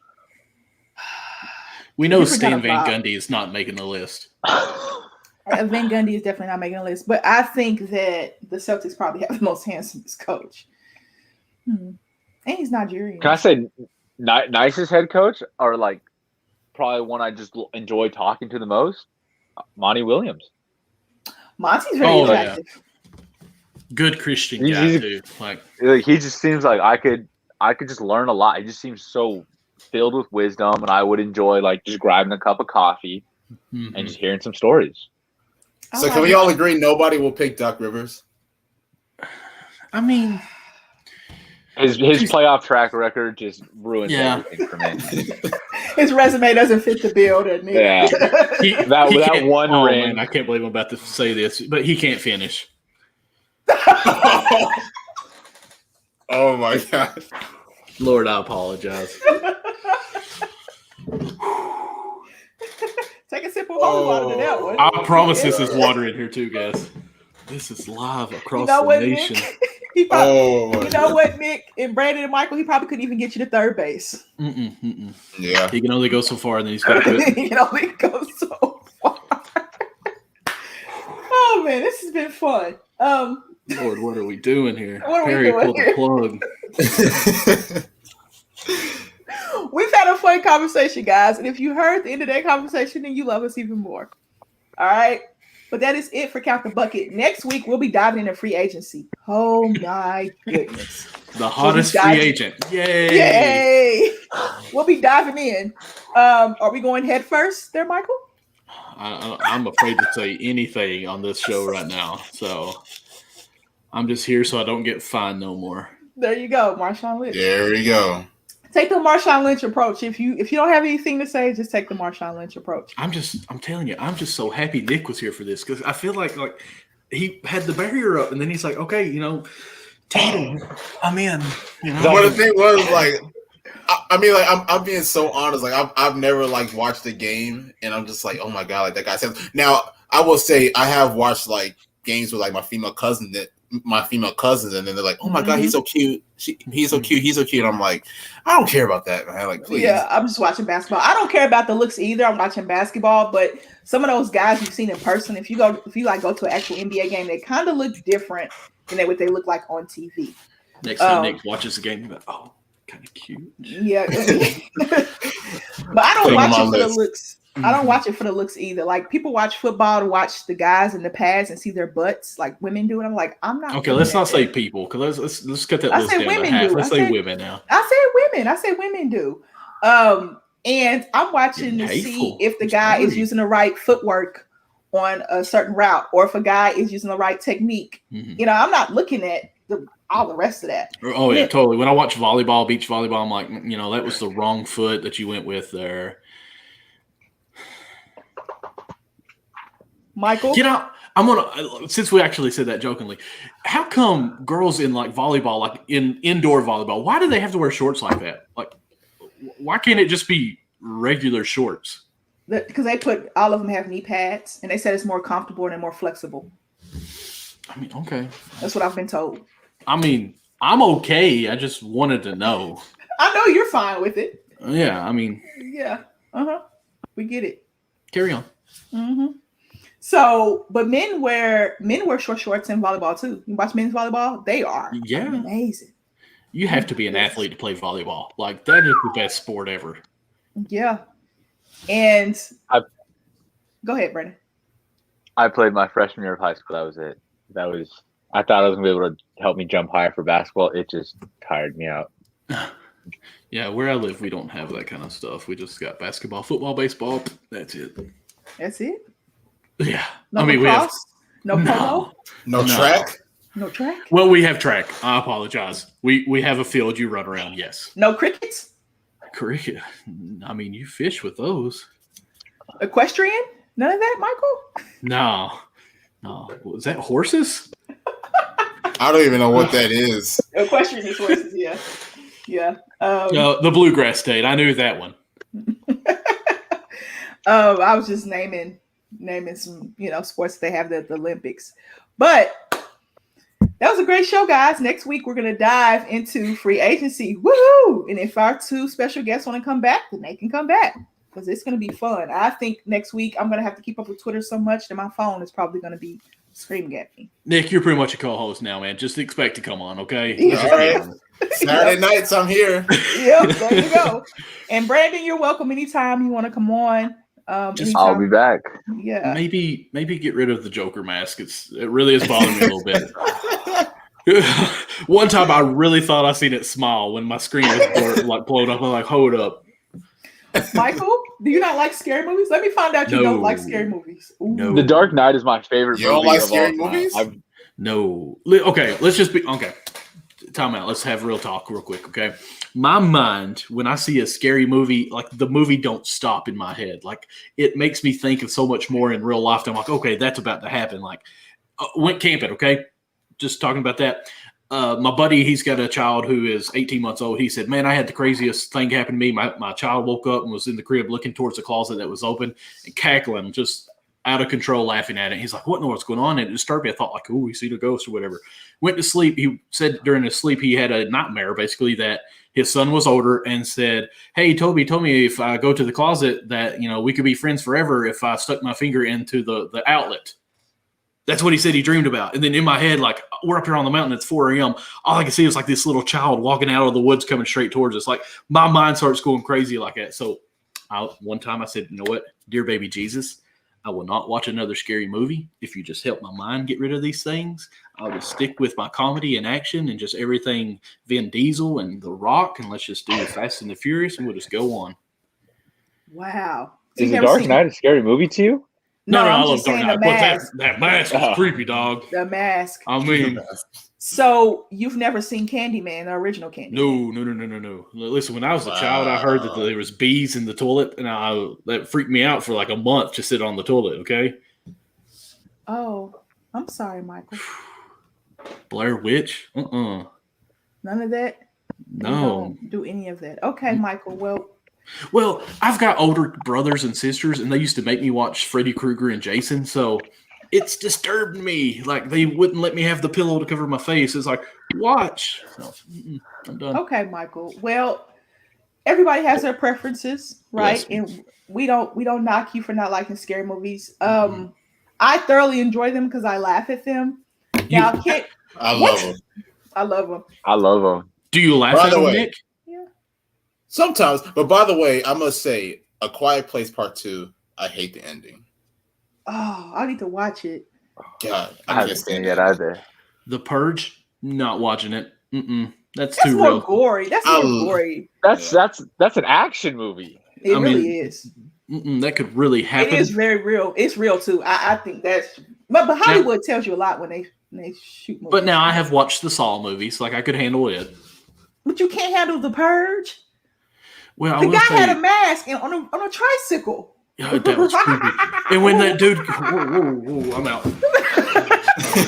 Whoa, And when that That's dude real. had that Play a pig mask game. on, Yeah.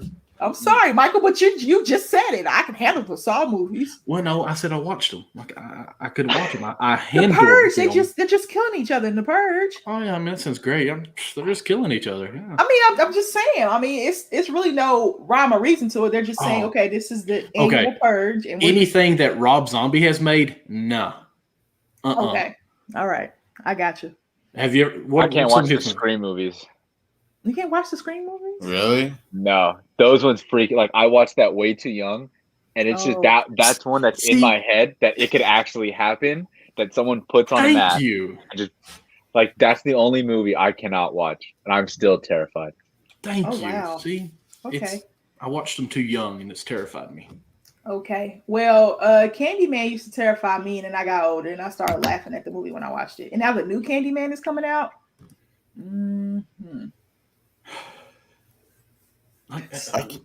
I can't think of any movies that scared me, honestly. Because I was probably 8 or 9 when Candyman first came out. And your friends used to play with you in the bathroom. Come on, Amber, we're gonna do it. We're gonna do it. I said, I am not saying his name in the mirror. You guys are not gonna get me to do that. Bloody Murder, or Bloody Mary, whatever it was. Mhm. No, Yeah, play it them was. games. Yeah, and then I got older, Nick, and I just laugh at the movie now because it's funny. But this new one with Jordan Peele is the director of the new one, so he knows how to bring out certain elements in movies. Us And, was a great movie. So we'll What see. was? I didn't hear you. Us was a great movie. Yeah, Us was great. You didn't watch Us either, did you, Michael? I don't think I did. No. Doesn't sound familiar. Brandon, did you see Us? I have. Okay. Anything So- that's like possessed. So you know nothing about Get Out either. No. No. Brandon, have you seen Get Out? Yep. Okay. I mean, if the movie is called Get Out, I don't want to get into it's watching. not. It's not really a scary But it's not. movie. Yeah. It's not scary. It's not really a scary movie. I'll admit. I It's did love suspenseful. Stir of Echoes. It's in like a 90s film. I don't know if y'all watched it. It was really good. It's a suspenseful one. No, it's legit. Like, it's about this. I mean, they're like haunted, but at the same time, it ends up But you solving. can't watch The Purge. But it solves a murder. Like, it's a suspenseful thing like that. It's actually pretty cool. Okay. Ooh, The Frailty. Have y'all ever watched it? That was crazy. I Where don't old know. dude, he thought that God was talking to him and telling him to kill all these demons, and he was just killing everyone, and it turned out like he was just psycho. Like, that's messed up. Okay, have you seen Constantine? No. Mm-mm. Okay. The Hills Have Eyes. I think I did watch that one. Ain't that where it's like they're just like, ain't that with the nuclear or the radiation and like the dudes like went crazy? Yeah. Yeah, I had a pillow in my hand, and I was probably House of Wax. 17, 18. House of Wax. House of Wax is good. That one wasn't really too scary to me. Like, it was okay. Okay. Like, okay, Michael, you're no okay. Conjuring? No. Conjuring. No. What? Conjuring is great. The Omen either. You ain't watched The Omen either, have you? No. If it's based on a true thing, this dog ain't watching it. Okay. Heck no. All right. No Texas Chainsaw Massacre either, huh? No, I'll watch that one. That was okay. I mean, that was silly. Who's going to chase me around with a chainsaw? I mean, come on. If I got a gun, I can shoot him. He's not getting to me. Amityville Horror. Ooh, I have watched that one. I have. It freaked me out. At the end, when the person grabs him from the floor, I was like, oh, I'm not walking on the floor. So what'd you do? What'd you do? I'm fat. I didn't move. Oh, Michael, we're gonna help you with these fears, okay? Can we go back talking about Booker? I mean, can we get back on good stuff there? We're gonna end on a good note. Can we see who's even watching right now? They're probably like, "What the hell are they doing? What are they talking about?" We have fun on this show. This was a basketball show. We have fun on this show, guys. We really do. We counted the bucket, and now we're counting the hotties in the NBA, and now we're counting the scary movies that Michael has watched. Yes, and we want to help you get over that fear. And Doc Rivers can't finish. And according to Michael, Doc Rivers doesn't have a chance in hell because he can't finish. And that's the line of the show. I'm gonna tweet that. Doc can't finish. Doc can't finish. If you know, you know. That was a great show, guys. We're gonna end the broadcast. Michael probably has to get up and go to work early in the morning. I'm off tomorrow. That's why I'm still going. Oh wow. It's crazy. I know. I have a long day tomorrow. I have the gym. I will not twist my ankle, Nick. Oh man. Gym. Just one game of basketball. And next thing you know, I'm trying to guard somebody, and boom. That's your first mistake, man. Don't play defense. Yeah. Cherry pick. Get out. See, that's my problem. Like gotcha. I'm the type of player like I gotta move all around the court just to get open and everything. I don't know. Yeah. So I'll be playing basketball tomorrow. And we'll see how it goes. I played on Friday too. I didn't play today. I slept through all my gym time today. And I got to talk to you guys. I really enjoyed it, guys. Michael, Brandon, and Nick, I enjoyed you guys. You guys go ahead and shout yourselves out. We're going to log off, and I'm going to watch the season finale of The Chi and watch Raising Kanan. Well, MD Lawson 00, as you can see here. And I'm just going to go ahead and shout out because it's almost 1 o'clock, and I'm going to go watch an episode of The Outer Banks because that's where I'm at. Okay. Season 2 is out. Yep. Yes, ma'am. Follow me on Twitter at NickAndreATR. As you all know, I'm very active in NBA Twitter. Might be talking about a little bit about Devin Booker. Might talk a little about Jason Tatum. Who knows? But big debate. Definitely. Might start a poll. I was curious to say you need to drop your top 5 right now. Like as soon as we get off. Top 5 bodies from Count the Bucket. Had a great first show. Had a great time being with you guys, talking all things from hoops to hotties to movies. Brandon.Vicuña on Twitter and Instagram. Had a great time. All right. And I am Amber. Of course, you guys know that. You can follow me on Twitter at simplyme_AV. Next week, free agency, guys. Come join us. Free agency is going to be hot. Will the U.S. have a gold medal or be playing for a gold medal by then? We don't know. Have you guys watched any Olympic basketball? Am I the only one that has not watched the Olympics at all? Well, Brandon has. I have. I haven't because I haven't been wanting to get up like super early to catch the games. So, yeah. I just watch ESPN, Sports Center, and like, oh, they lost. Okay.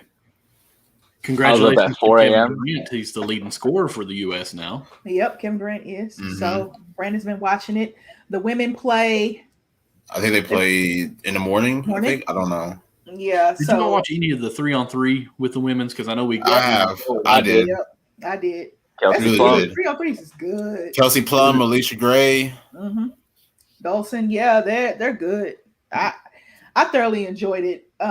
So we'll see what the men can do. We'll see what the women play in the morning. I might try to wake up and watch that. Jamaican women swept track in the 100. Twitter has been my news feed because I haven't been in the mood for the Olympics, and I don't know why. I guess I've been busy doing other things. Some good news, guys. Pray for me. I have my second interview with the NFL on Monday. Oh, okay. Awesome. Yeah.